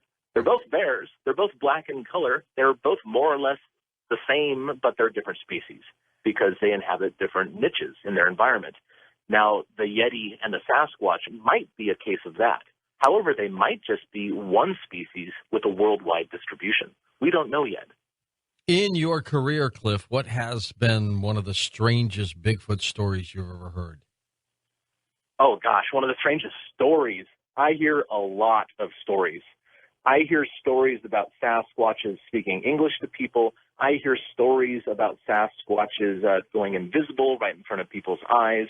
One man told me he saw an invisible Bigfoot, and I don't know how you do that. How do you see? Yeah. Yeah, so it's kind of fun. I hear a lot of strange things, and for me, that's part of the fun of it, because really nobody knows what Bigfoots are at this point. I mean, even me, who's supposedly a Bigfoot expert, right? Well, in reality, there are no Bigfoot experts. I'm a Bigfoot learner, just like everybody else, and I have my own idea and model of what Bigfoots are. So when I meet other people who are telling me that, Bigfoots are interdimensional space sort of creatures and shifting and this and that, well, cool. That's great. Maybe I'm wrong about the ape thing. Maybe I am, and I'm totally open to that. But really, it's kind of up to us as individuals to show that what we think might be right. And so far, my data points to an ape sort of thing. But other people have other experiences, and I don't want to negate anybody's experience. I'm very open to everything that everybody has to tell me. But it's also important to remember that you don't have to agree with somebody to get along with them. You probably would speculate on this too, but what are the possibilities that someone will end up shooting a Bigfoot? Oh, it's happened. It's happened lots of times. In fact, a friend of mine, Guy Edwards, who runs a great blog called Bigfoot Lunch Club, he ran a story this past year on his blog about how somebody claims to have shot a Sasquatch on average once every 4 to 5 years throughout the 20th century. Bizarre. Now, the question is why didn't anybody bring one in? That's right. Now, there's also a wide variety of reasons for that. Some people think they committed murder. Some people just were so scared they got the heck out of there. Mm-hmm. Some people maybe were just lying. Who knows? But certainly lots of people have claimed to have shot a Sasquatch. But so far, no one has really been able to prove that with a piece of the body or an entire body itself. How disappointed would you be if somebody shot a Bigfoot? I would be very, very disappointed. I am not a pro-kill advocate. I don't believe that one should kill a Sasquatch in the same way I don't think that anybody should kill any ape, really, or a person for that matter. Apes, all apes, bonobos, orangutans, chimpanzees, gorillas, Sasquatches, and humans, all of those creatures are sentient, problem-solving, potentially language-using, smart beings. And I think it is the epitome of disrespect to kill one just to satisfy our curiosity. Now, there are a lot of people out there who would disagree with me, and that's fine. I'm a compassionate guy. I would hope that people kill things to eat them only, instead of like, hey, I'm curious if that's real, let's kill it. That's a good point. It seems terrible, don't you think? Cliff, hold on for a sec. We're going to come right back with more with you on Coast to Coast AM. Sound off time. That's right. You can sound off as well. Send your sound off, your editorial, to editorial@coasttocoastam.com. Make it about a minute's long. Include your name and phone number as well. And we'll probably get back to you and see if we can record you. We do this as often as we can, like now. Hi, this is Blake in Florida. This is my sound off. Kennedy gave this country direction by choosing to direct the nation to go to the moon. This caused a major change in the nation. Suddenly, we as a people had a major objective. We poured all of our national and private funds into making that goal happen, and we did it. The nation prospered and national pride was restored. I feel like this country currently has no direction. Not since Kennedy has anyone given us that direction to go in. He can tell us to build the best widgets in the world, and we will follow him and do it. But you have to give the nation a direction. National free energy from wind and solar installed on every house in America, that's the direction we can all get behind. We want to make and sell the best solar energy products to the rest of the world for the cheapest price. We can do that. But give us that direction to go in. If not free power, what about the best wholesome foods? What about building technology? What about replacing the infrastructure in this country? Anything at all, but make it an initiative that spurs manufacturing on something. Make it a national goal of every town in America to be free from oil and gas and provide free energy for their citizens. Grab the steering wheel and drive in a direction. This is Blake from Florida, and this has been my sound off. Welcome back to Coast. Cliff is with us, of course, Barrickman, as we talk about Bigfoot. I guess, Cliff, you would just go crazy if you saw a Bigfoot up front, wouldn't you? Well, you know, some people might accuse me of being crazy already. But being crazy has nothing to do with seeing these animals because they are absolutely real.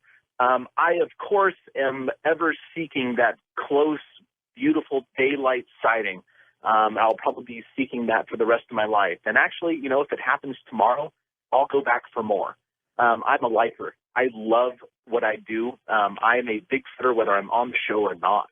In my free time, I go Bigfooting. I was out last night on Mount Hood trying to stir one up. I didn't get anything, but I was out.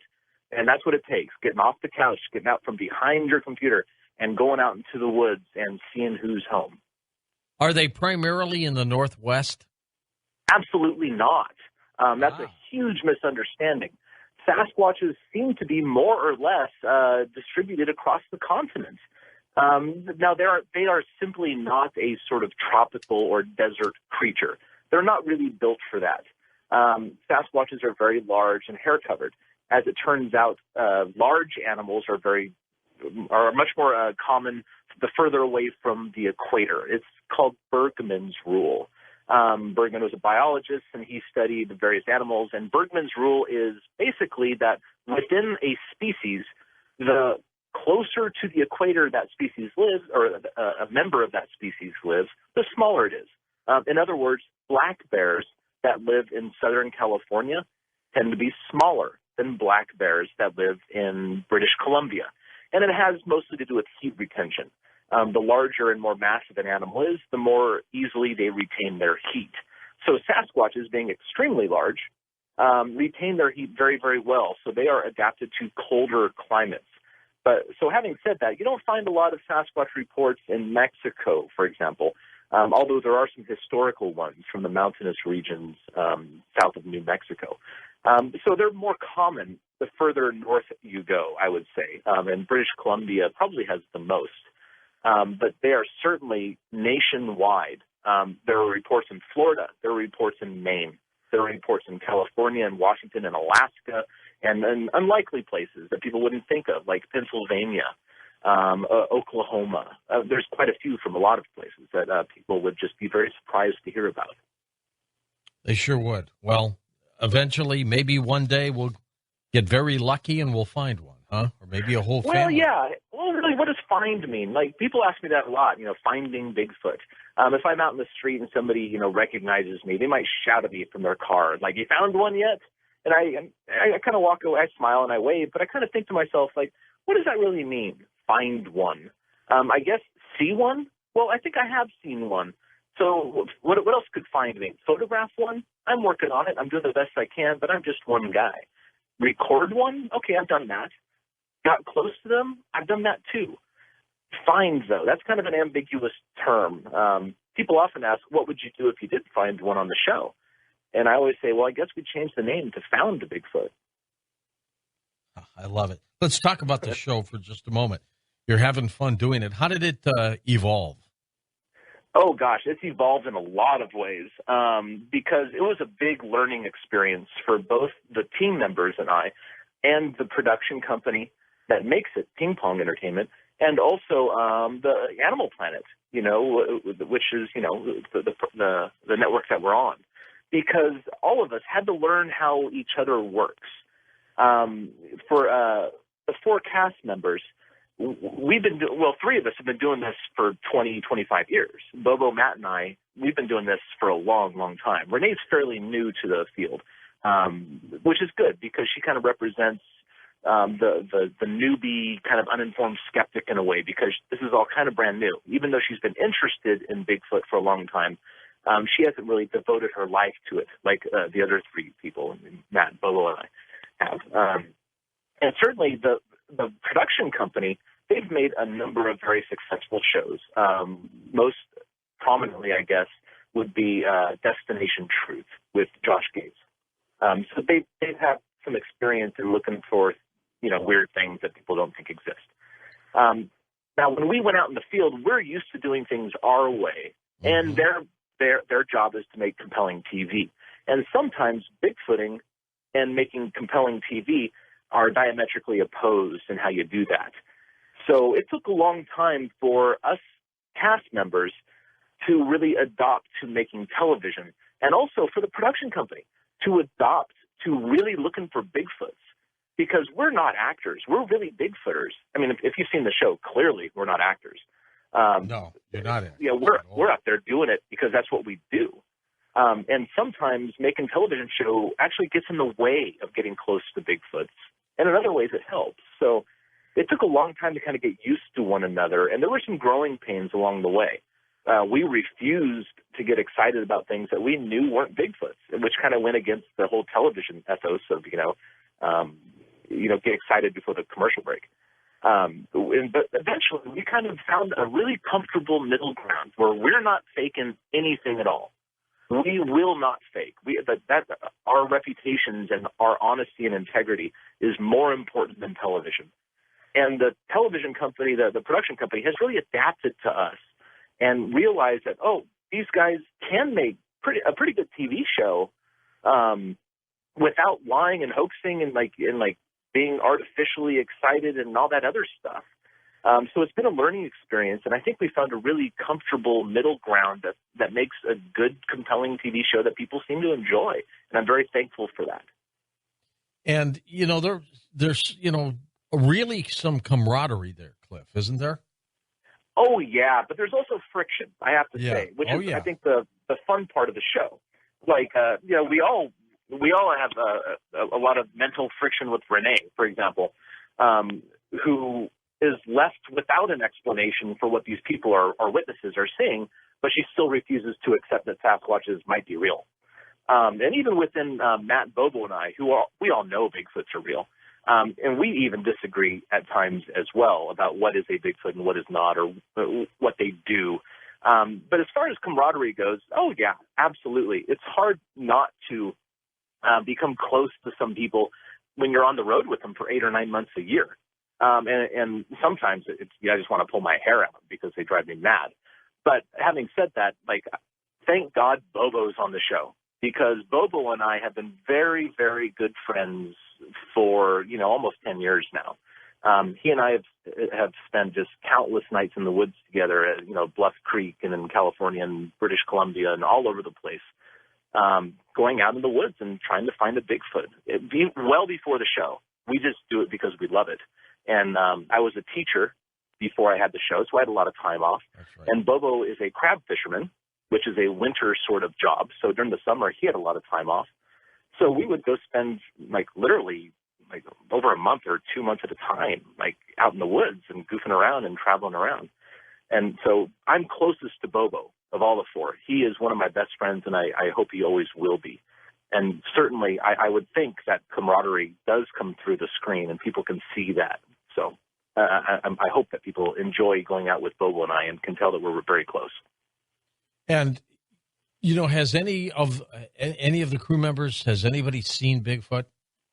What the funny part is that a lot of times when we set up for what we call a night investigation, where the nighttime cameras are on us and we go out and do our screens and stuff, there's a base camp with, some of the producers and PAs and production assistants, PAs, whatever, and they're back at base camp.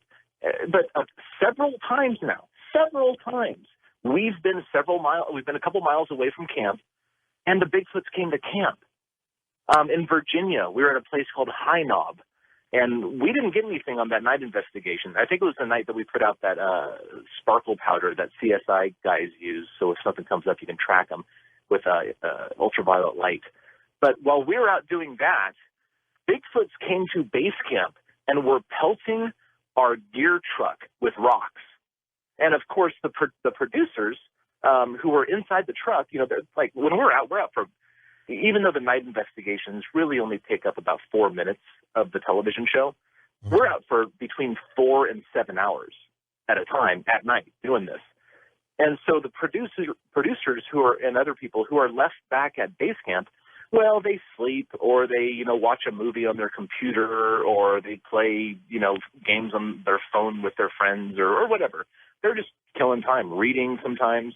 The producers who were back at camp when the van started getting pelted didn't know what was going on because they weren't aware that Sasquatches throw rocks. But they came out of their car and were looking around like, what in the world's hitting? There's nothing above it. Nothing's falling on the truck. What's going on? They didn't realize what was going on at the time. And then they got back in the car and the rocks started coming in again. So it's kind of amusing that, you just can't predict what Bigfoots are going to do. We're out in the woods trying to get them close to us, but they're more interested in base camp and they go over there. It's aggravating sometimes, but it's all in fun. I just take it as it comes and smile. So what else is there to do, really? They do like to throw rocks, don't they? How come? Absolutely. And, you think about it when you were a kid. We all threw rocks as well. It's an ape behavior. Chimpanzees throw rocks and sticks. I've seen a great documentary where they're throwing rocks and sticks at a stuffed lion because they panic. It was as part of an experiment in a wildlife preserve. All apes throw rocks. It's something that apes can do. We have hands. Bears don't throw rocks. Deer don't throw rocks. Mountain lions don't throw rocks. And we have had rocks thrown at us on the show. In Northern California, on our 2-hour special, when we went to Bluff Creek with Bob Gimlin to go investigate the Patterson-Gimlin film, Renee and I were together, and we had a rock thrown at us on the Hoopa Indian Reservation.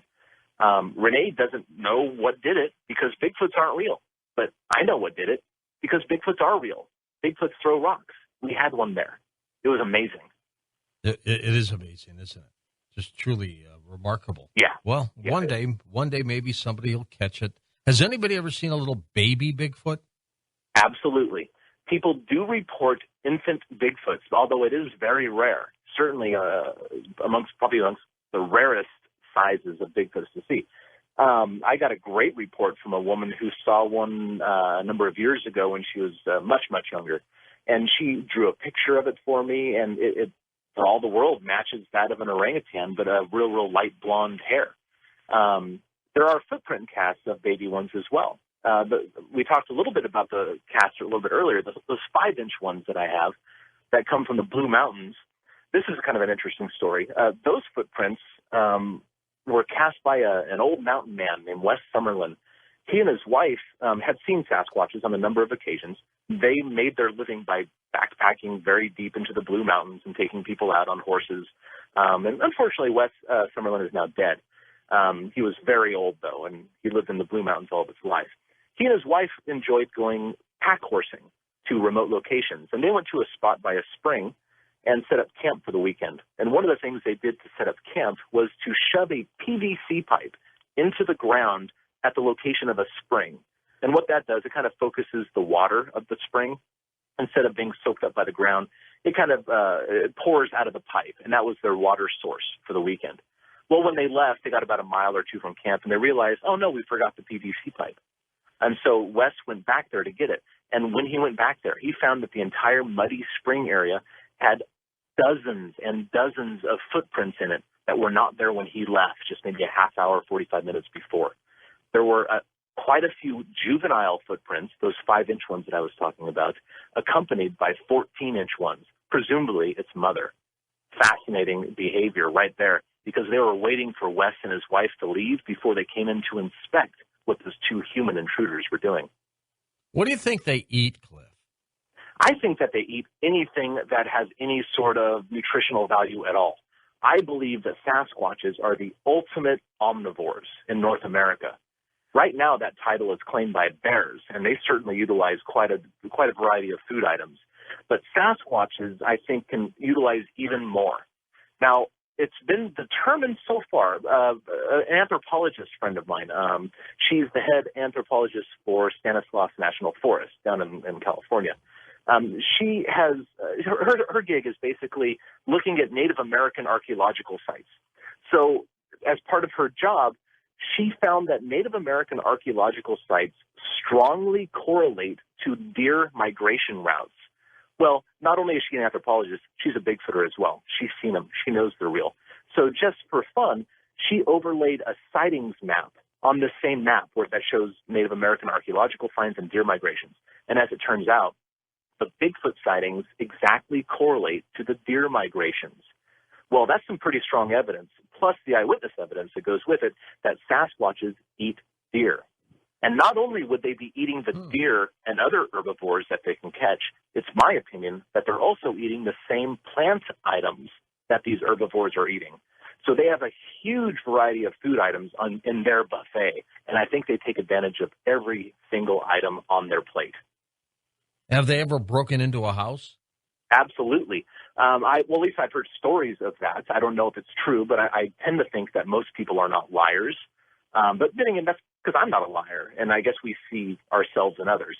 But I have heard several stories from what seem to be reliable witnesses that a Sasquatch has, played with the doorknob and figured out it opened, and, came in for a minute and ran off. I heard stories about one woman who heard water running in her kitchen when she was home, and of her trailer in a very rural location, and she poked her head around the corner to see what in the world was going on, and there was a smaller Sasquatch, about 4 or 5 feet tall, fooling around at the sink, turned around, looked at her, and then just made a beeline for the door and ran. But generally speaking, Sasquatches like to avoid us and kind of stay away from us. But I think sometimes their curiosity gets the best of them. It's kind of, I guess really that's probably their biggest weakness, is that they're so smart that they're curious and get a little bit too close for their own comfort sometimes. Well, maybe one day we'll catch one of these creatures. Eventually. It's a certainty. Since the species is, in fact, real, academic acceptance of Sasquatches is inevitable, is the thing. It will, in fact, happen someday. And that's really the big driving factor for me, because I'm not really trying to prove Bigfoots are real to anybody. I don't care what other people think. When you're right about something, you don't have to convince other people. It doesn't matter. You're right. I know they're real. I've seen one. My friends have seen them. I've spoken to thousands of people who have seen them. I know they're real. I'm trying to learn about them and maybe at the same time educate people that these things are not monsters. They are much like us, and they deserve our compassion. Because you only get one first impression in life. And if we're not careful, the first impression of Sasquatch on the American and North American public is going to be a bloody corpse on a slab, because some hunter is going to go out and try to kill one for some ego reason or money or whatever. Now, if I have my way, I would like the first impression of the Sasquatch on the North American human population to be extended video of perhaps a female Sasquatch interacting with its young. I think that if that happened, it would serve the Sasquatch species a lot better than a dead one on a slab. Let's just hope that never happens, huh? I'm keeping my fingers crossed, George. Cliff, if people want to get a hold of you, give us a website or two. Oh, gosh. Well, there's cliffbarrickman.com where I keep my research. I have a Facebook page. Most people on TV do, and you can come over and like that. That's where I keep a lot of the news items that I'm involved in. So cliffbarrickman.com is the website. Facebook, Cliff Barrickman, is my fan page. I keep a blog where I run interesting items, North American Bigfoot.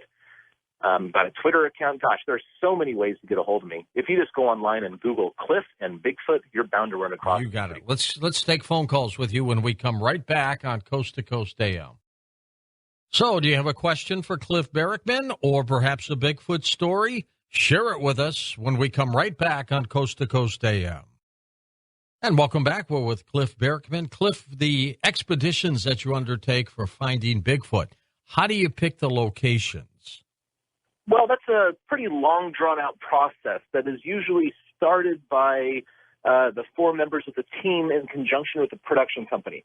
Because we're all Bigfooters, but the bottom line, as far as Animal Planet is concerned, is that we're making a TV show.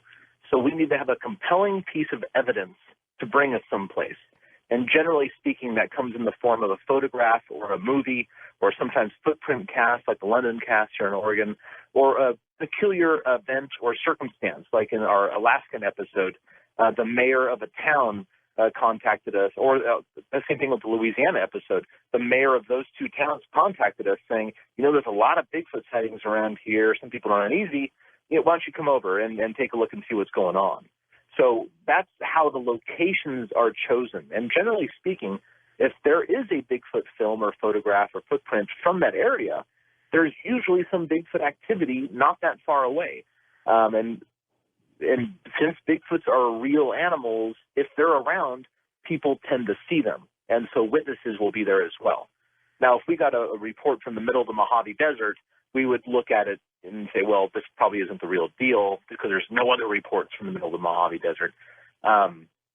So we kind of have to cast aside some dubious evidence at the beginning. But we look at the evidence and say, well, you know what? No one's really looked into that film before, and there's some reasons to think that it might be real. Or, you know what? This one doesn't look so good to me, but I'd like to learn more about this particular footage. So we submit it to the production company, and if they like it and the network likes it, then we get the green light. And luckily, with the success of the show, there seems to be no end of new Bigfoot evidence, reports and whatnot, that we can look into. Our cup truly overfloweth at the moment. And Cliff, is there any area that you will not go to? Well, I don't think we would go to places with absolutely zero history of Bigfoots ever, like Hawaii. As much as I would love to go to Hawaii to look for Bigfoots, they're just simply not there. There's never been a report from Hawaii. So we look, you see, Bigfoot sightings that are reported are geographic, not demographic. They come from certain habitats, in other words, because Bigfoots are real animals. They inhabit a certain ecological niche. They like a certain habitat. So if we get something very out of the ordinary, like a Bigfoot in England or a Bigfoot in Hawaii, like I mentioned, well, we can pretty much say that, you know what, I don't think they're there at this moment. So we wouldn't go there.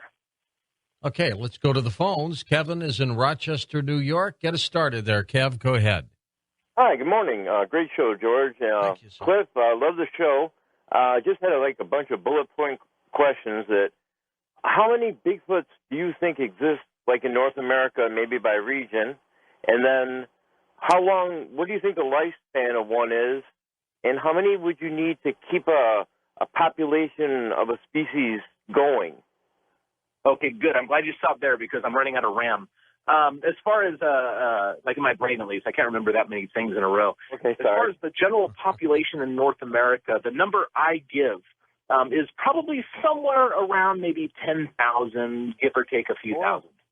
Now, it sounds like a lot, but when you consider the huge amounts of land available, particularly in Canada, it comes down that that's not very much at all. That actually, at 10,000 individuals, that would make it one of the most rare large mammals on the planet, basically, because there are so few people in Canada and so much land for them to inhabit. And it could be much lower than that. And really, in a way, it could be much higher than that as well. So I kind of just play it safe and say, maybe 10,000, give or take 2,000 or 3,000, between 7,000 and 13,000 or something, I guess. Let's see, another question you asked is how long do you live, remember right? What would you like a normal lifespan? 100 years, 80 years? Okay, all apes, again, we have to use empirical evidence, like what we know about other things similar to them to determine that. And, of course, obviously the answer to all these questions is I don't know, but I can guess, and I can base my guesses on reasonable, data. All apes, including humans, live about 40 to 50 years in the wild before they die of some accident or dental death, like elephants. Usually their teeth rot out and it's too painful to eat and they starve to death. That's like the case in elephants and, other apes and stuff. So considering that chimpanzees and bonobos and gorillas, both species of gorillas, and orangutans and humans all live about 40 to 50 years in the wild, I think it's pretty reasonable to say the Sasquatches probably live about that as well. Now, of course, some people out there might be saying, well, my grandma is 87. Well, yeah, but we have modern technology and medicine, and we also value old age. I'm not so sure that bonobos value the elderly, And Sasquatches live in a very harsh environment. It's only a matter of time until they start losing calcium in their bones and break a hip. And any broken bone for any wild animal spells death for them nearly all the time. And please forgive me, my RAM is depleted. What was your other question you asked? I forgot too, but here's one. Do you think they travel in a family unit, a herd? How do you think they move about? Well, you know what? Other apes are always described in troops. That's the correct word to use instead of herds.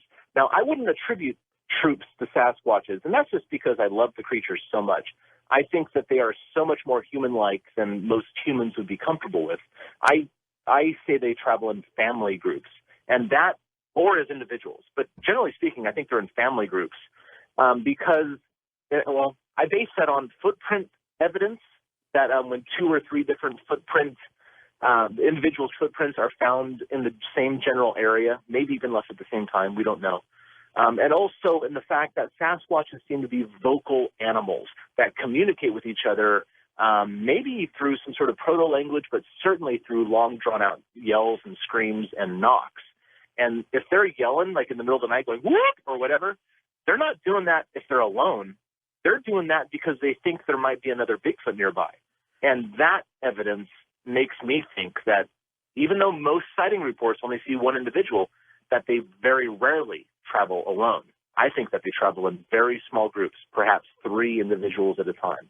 I wonder if they ever fight amongst themselves, Cliff. Well, there's some circumstantial sort of evidence that Dr. Grover Krantz, of course, was the first anthropologist that really became interested in Sasquatches and thought they might be real. He documented in his excellent book that in the Blue Mountains of Oregon, there seemed to be some sort of skirmish going on between some Bigfoots in the area, a lot of stomping around and leaving of footprints and broken trees and whatnot. They seem to have some sort of Grover, of course, Dr. Krantz hypothesized that these Sasquatches were undergoing some sort of territorial dispute. And maybe he's right. Maybe he's wrong. We don't really know. But good feeding grounds are the most valuable thing to any animal, human or bear or Sasquatch. So certainly they would probably want to protect them. But then again, there's a possibility at least that Sasquatches are cooperative beyond what would be normally expected of apes. Maybe they help each other out a little bit more than most other apes do. We don't know. We have so much to learn about these, which makes the field so fascinating for me. I will never stop learning about these things. Donald is in Fort Lauderdale, Florida. Hello, Don. Go ahead. Well, hello, George. Hello, Cliff. How are you guys doing tonight? Good. I'm doing great. Thank you. Well, I really like your show. I'm in Florida now, but actually I'm calling. Originally, I'm from Pennsylvania and pretty close to Canada, just below the Great Lakes. And I had several encounters with Bigfoot, like 2 or 3 or 4 different times. And it seemed like a group of them, a small group. And my question was, could these possibly be some sort of like a, physical and spiritual type of creature? I think anything is possible, and especially when you get into the realm of things that are so similar to humans. Now, human beings obviously are a physical entity, but there is also a spiritual aspect to us. Even, I think, atheists, in some degree, recognize that there's something else going on, and they just can't put a word to it, So it makes sense to me, in a way, that Sasquatch, as being so similar to humans in so many ways, might have some sort of understanding of something else in a way that we don't understand. Just today, actually, I heard somebody talking about Coco the gorilla, the gorilla that learned to do sign language. Right. And I don't know this as a fact, but this person was saying that Coco the gorilla seemed to have some sort of understanding or conception of what's beyond this life. In other words, like what's spiritual, I guess. Because Coco the gorilla had a kitten that she was very fond of, and it got hit by a car or died or some sort of accident. And I guess Coco the gorilla, when she was signing about this with her keepers, indicated something that might be interpreted as an understanding of something beyond. Now, to me, that's a basis of spirituality. Maybe animals are much more attuned to that than humans are. I don't really know. But it makes sense to me that Sasquatches would probably have some understanding of that. And certainly, if you ask Native Americans, they will tell you straight out, yeah, Sasquatches walk the border. They're between physical and spiritual. But that's part of their culture and their understanding of the world.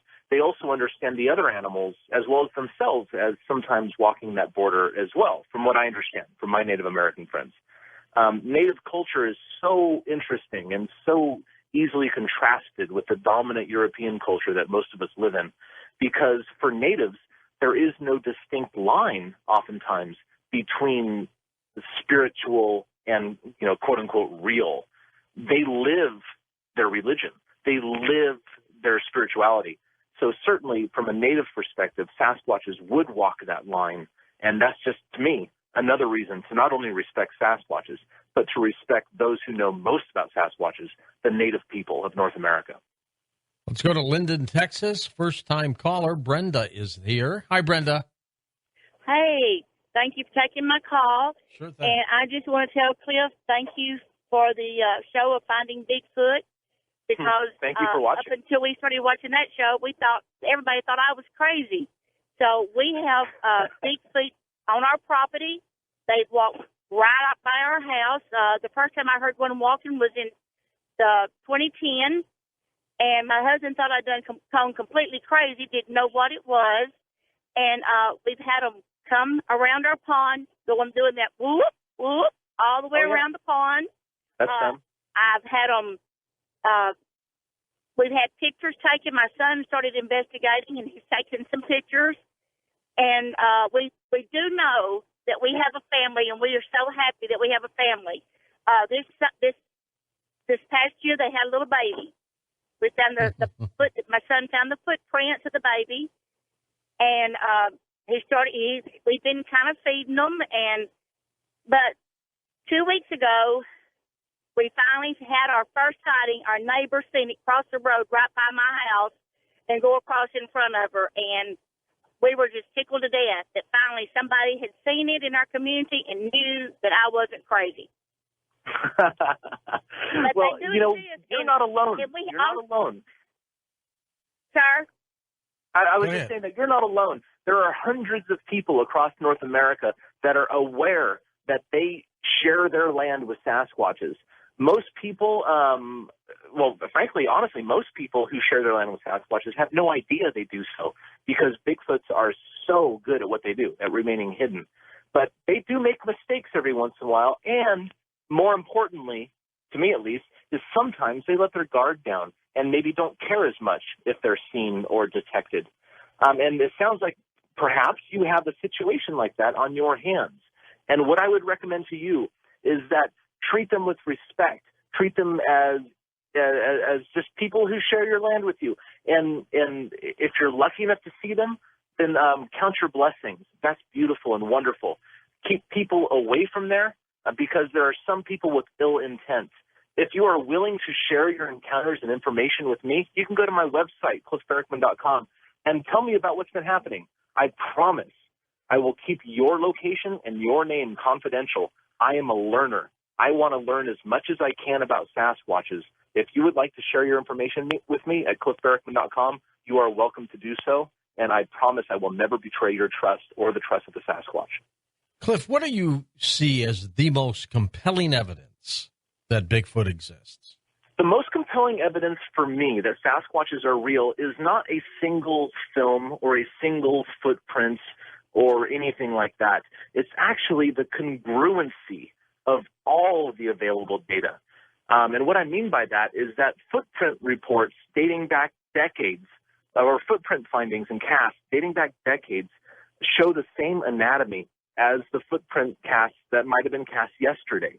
And as it turns out, like the footprints, I'll focus on that for a minute. Sasquatches have their ankle bone pushed forward on the foot between 12 and 16%, further forward than humans do. And that's because of the biomechanics of walking. And I can go into that, but I don't think it's a good use of airtime. But basically, the ankle bone is shoved forward on the foot compared to human foot.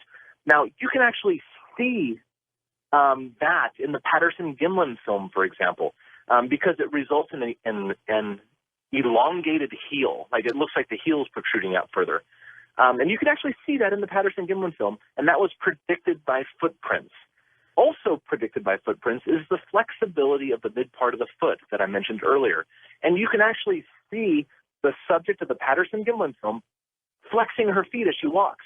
At one point, her toes almost point directly upwards, 90 degrees from the ground, which is a totally inhuman thing, but it was predicted by footprints.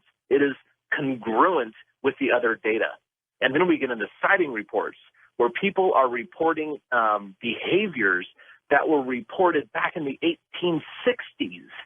Well, if that to me doesn't sound like a fake. That to me sounds like people reporting what they actually saw, and what they actually saw is a biological animal that has the same habits and behaviors throughout generations. It's the congruency of all the data that blows my mind and leaves me with no other conclusion other than Sasquatches are real biological creatures. And so many people are seeing so many strange anomalies. You have to believe them.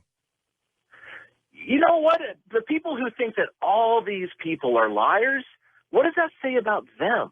Like, is everybody a liar? I'm a generally good, honest person, or at least I try to be. You know, we all try to be, I think.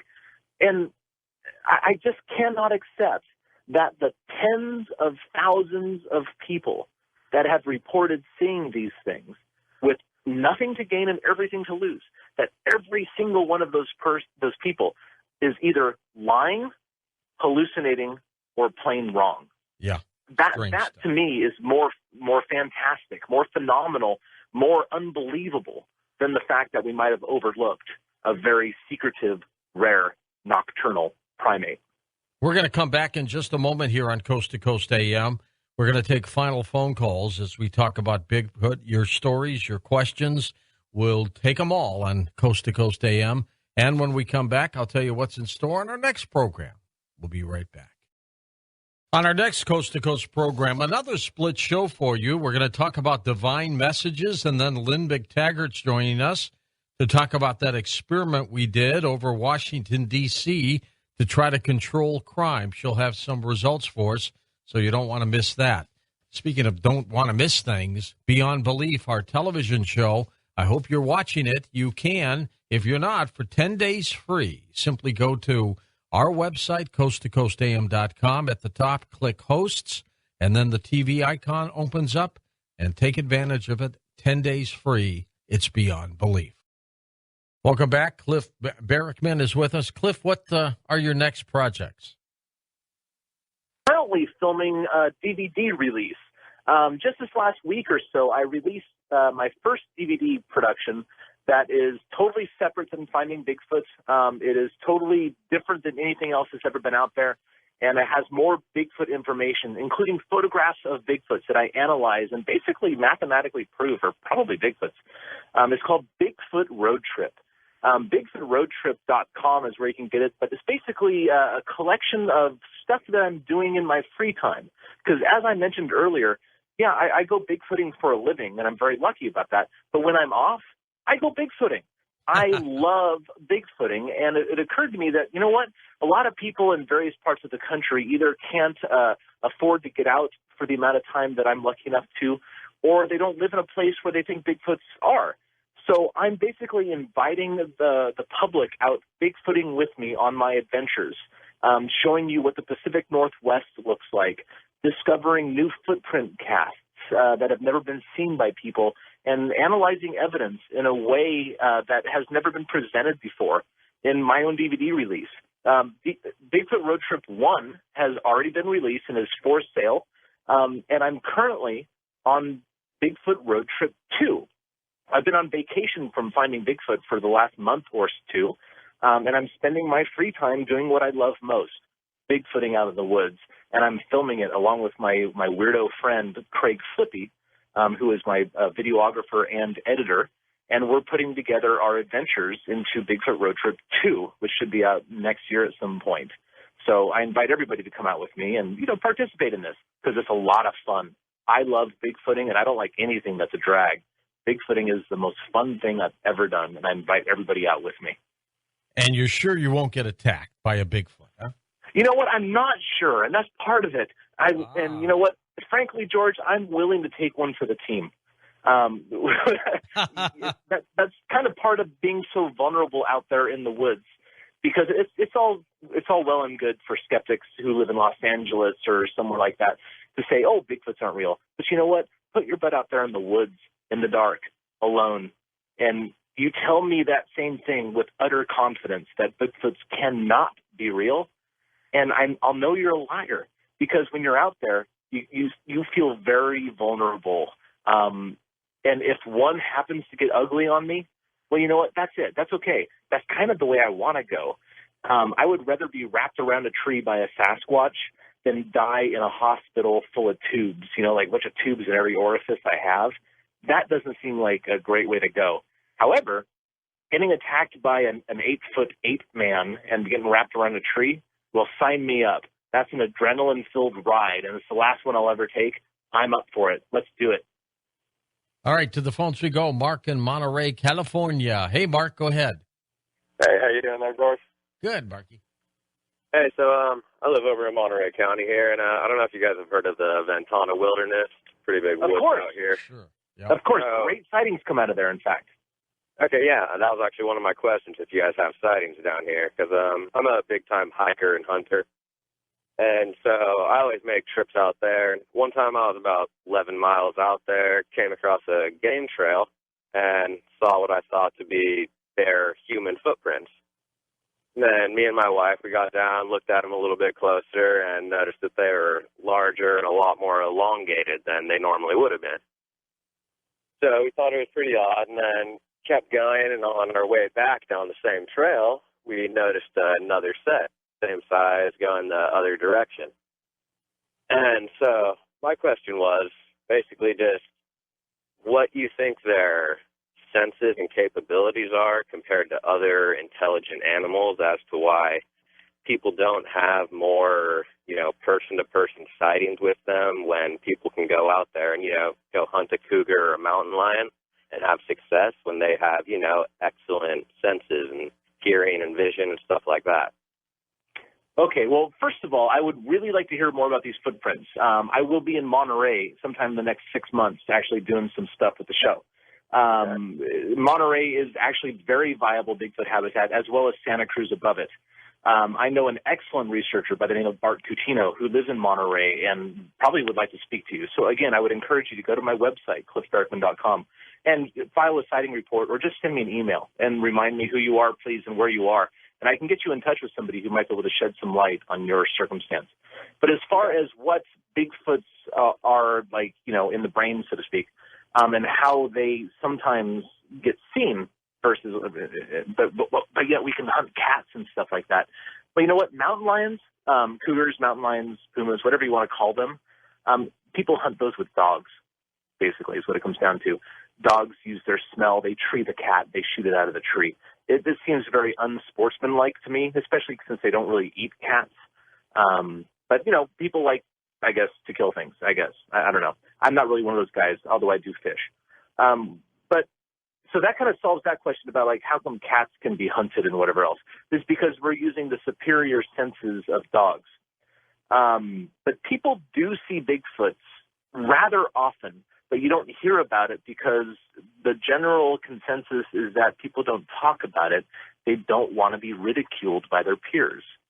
But when just around town, I live in Portland, Oregon. As far as I can tell, no offense to anybody who lives anywhere else, but I think this is the best town ever. I love Portland because there's a lot of people who are kind of comfortable with being a little eccentric here. The unofficial motto is keep Portland weird, which is part of the reason I came here. I'm kind of a weird guy. But I go out to bars or restaurants or festivals or whatever, wherever I am, and I constantly ask people, have you seen one, or do you personally know someone who has? And I get a yes 1 out of 5 times. That's 20% of the populace in a major city saying yes. People do run into Sasquatches. They do make mistakes. You can see one. So I encourage everyone to go out and try. Susie in Tucson, Arizona. Hi, Susie. Thanks. Hi, George. I just love your show. And talking about being attacked by a Bigfoot, well, it was in the 70s, and my boyfriend and I were coming home from a party, and it was in the wee hours of the night, and we were on this secluded country road. That road ran along the backside of a lake, and it was all marshy, and there's a lot of deer in there. There's a lot of the wildlife preserve. And anyway, when we were going down this windy road, we had to slow down. And there, coming right out of the woods, at the time, it was a Bigfoot, but at the time, I didn't know what Bigfoot was. I just thought it was nature gone wrong or something, because this thing was like 8 foot tall, and it tried to get into the car. I had my door locked, but I didn't have we had the locks that you had to push down. I didn't have the back seat locked. And my boyfriend was driving. He kept saying, lock the door in the back. But I was so scared, I couldn't turn around because I knew I would have to look at the Bigfoot again. And this thing held on to our door, and we were going about 35, 45 miles because the road was very windy and curvy. And it hung on for about a good 5 minutes before, maybe 10 minutes before we got to a road where it was straight. And then finally we were going about 60 miles an hour, and it let go. And I'm just wondering, how fast do these things run? And it did try to attack us. It tried to get into the car. I don't know why it didn't open the door. Maybe it didn't know how to open the door. But when we got home, we told everybody, and that's when my sister said, I think you saw a Sasquatch. What do you think of that, Cliff? Well, I think that you probably saw a Sasquatch, but in all fairness and in all respect, I think that the fact, or that your interpretation that it tried to attack you, or even your interpretation that it tried to get in the car, may only be an interpretation of what you observed. Now, that doesn't take away from your report that you saw a Sasquatch. I believe that you did. But I also believe that if a Sasquatch really wanted to attack you, a car would not be enough to protect you. It could easily put its hand through the door. It could easily crush you inside the car. I mean, moose do it all the time. Your car is not a safe place to hide from moose. They jump up and down on it and crush you. And I strongly believe that a Sasquatch would know that it could crush the thing that you're in and therefore crush you. So I would encourage you to perhaps rethink your interpretation of the events. And you observed a Sasquatch. I believe that. You observed it touching your car. You observed it running next to you. But you interpreted that it was going to try to attack you or get inside your car. There's a difference between interpretation and observation. And I think perhaps, and I mean no disrespect whatsoever, perhaps fear in that very, very scary moment, and I trust me, I believe that was a horrifying moment for you, perhaps fear affected your interpretation of that. But to directly answer your question, Sasquatches have actually been clocked running next to cars at 35 to 40 miles an hour. And they seem to do so not only on two legs, but sometimes going down and dropping on all fours. I know of a very reliable report from Northern California where a woman was driving at 25 or 30, a little bit slower than what I mentioned, but a Sasquatch seemed to be pacing her car off in the woods to the left of her. And the Sasquatch was hurtling over fallen logs, like a runner would do in the Olympics, but also ducking down and running on all fours for 10, 20, 30 yards at a time underneath other trees. So Sasquatches are very, very fast, which is how that helps them hunt and kill deer and other animals. And for some reason, they do run alongside or behind cars. There are plenty of reports to support that. Do they look human-looking, Cliff, their face? It runs the gamut, George. A lot of people say they do look very human-looking, especially in the face. But at the same time, I've taken plenty of reports that say they look very unhuman and very gorilla or orang-like. But, if you look at orangutans in particular, some of them look very, very human-like and some of them don't. I think that's mostly attributed to genetic variation. We would expect Sasquatches to be very different as individuals because they have a very low birth rate and a very long lifespan. And any animal that has those two things has a wide variety of genetics in the population. And we would expect them to look very, very different. Certainly some appear to be very human. Let's go to Dan in Boston, Massachusetts, east of the Rockies. Daniel, go ahead. Hi, good morning, gentlemen. Hi. I've never seen a Sasquatch myself, but what I have seen in northern Vermont and northern New Hampshire are these structures. I've read a couple reports and seen some shows about overturned trees that are very heavy to mark territory. I just wanted to know what your opinion is on those, if you know anything about them. I know very little about them. However, up on Prince of Wales Island in Alaska, one of those islands in that skinny part of Alaska that borders on the coast of British Columbia, there were some very large cedars that were overturned and shoved into the ground, and rumor had it they were done by Sasquatches. But apparently a couple of the older folks in town knew some loggers that had participated in that. So I can't speak much about that because I'm afraid I don't know much about it. But what I do know is that there are, in fact, Bigfoots, both in Vermont and New Hampshire. We did an expedition in Vermont and got very close to a couple of them. There's an excellent game camera photograph by a man named Frank out in Vermont that's publicly available. In fact, I analyzed it on my website under the research tab. And I know a woman who lives out in New Hampshire that knows all sorts of people in her rural neighborhood that have stories of the wild man that lives in the neighborhood, or they call it a variety of names there. But there are certainly Sasquatches in New England, amongst the last places most people expect them to be. A few more calls. John in Parkland, Washington. Hey, John, thanks for holding. Go ahead. Yes, this is a story that was related to me by a train crew, a Union Pacific train crew, taking a train to Hermiston, Oregon. They came up along an area called Blaylock where there's a cut in the track where they cut through the rocks, and the conductor was looking at this figure on this cut, and he said, photographer way out here, and the engineer says, "Give me your binoculars." And he take a look, and he says, "That's not human." He says, "It looks like it's a juvenile Sasquatch." And he says, "Really?" And he takes another look, and the engineer says, "Give me a 6-pack of water out of the refrigerator." He says, "We're going to be right next to him if he stays right there." And so he opened up the window, and he was only about 5 feet away from him when he went by him. And he says, this juvenile Sasquatch was just so surprised that there was humans in that locomotive, and he tossed a 6-pack of water out next to him. And he says he looked at that train go by him until it was out of sight. He says, and there was another story of a train crew that was being deadheaded up to Hermiston, Oregon for train balancing, and it was at an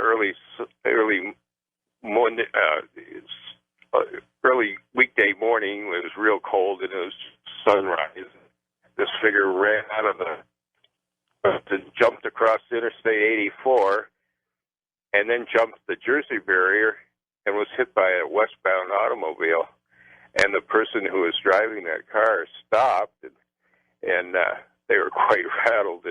And the crew hauler that was hauling these two deadhead crews said, "Are you hurt?" And then the guy says, "No," but he says, "Sure scared the heck out of me." But he says that Sasquatch just got up and limped off the interstate highway and went into the woods. Well, they are extremely tough animals, clearly. I know a gentleman that may have hit one as well just a year or two ago, actually. Left a big old dent in the car, which I closely examined, and he might be correct. He might have hit one. And it's interesting you bring up trains as well. A lot of people on trains, including the people who drive them, the engineers or whatever they're called, see Sasquatches from the train. And I think that's interesting because when you look at train tracks, they share some things in common with other places that Sasquatches are commonly seen, like roadsides and power line cuts. Those are the places in the woods where the sunlight can reach the forest floor. And wherever sunlight reaches the forest floor, you get the highly nutritious plants that feed the herbivores. So Sasquatches, I think, are most commonly seen along power line cuts and roads and railroad tracks because they are there not only feeding on the herbivores, but feeding on the plants that the herbivores are feeding upon themselves. So it doesn't surprise me at all that these stories came from not only a road, but a railroad track. Cliff, how many episodes of your television show do you tape? Oh, gosh, we have, I think, 45 or something like that in our belts. Not all of them have been aired yet. We have a new season coming out in November, but we have a number filmed already and edited already for that new season that'll start in November. And then I hit the road here in just another couple weeks to start filming a whole slew of new episodes for Finding Bigfoot that will be aired a little bit later in the season. So good for you. Good for you, Cliff. And let's stay in touch. I have a feeling if anybody finds Bigfoot, it's probably going to be you and your group. For Dan Galante, Tom Danheiser, Lisa Lyon, Lex Lonehood, Sean Ladesseur, Stephanie Smith, Chris Boros, John B. Wells, George Knapp, Ian Punnett, and Art Bell, I'm George Norrie, somewhere out there on Coast to Coast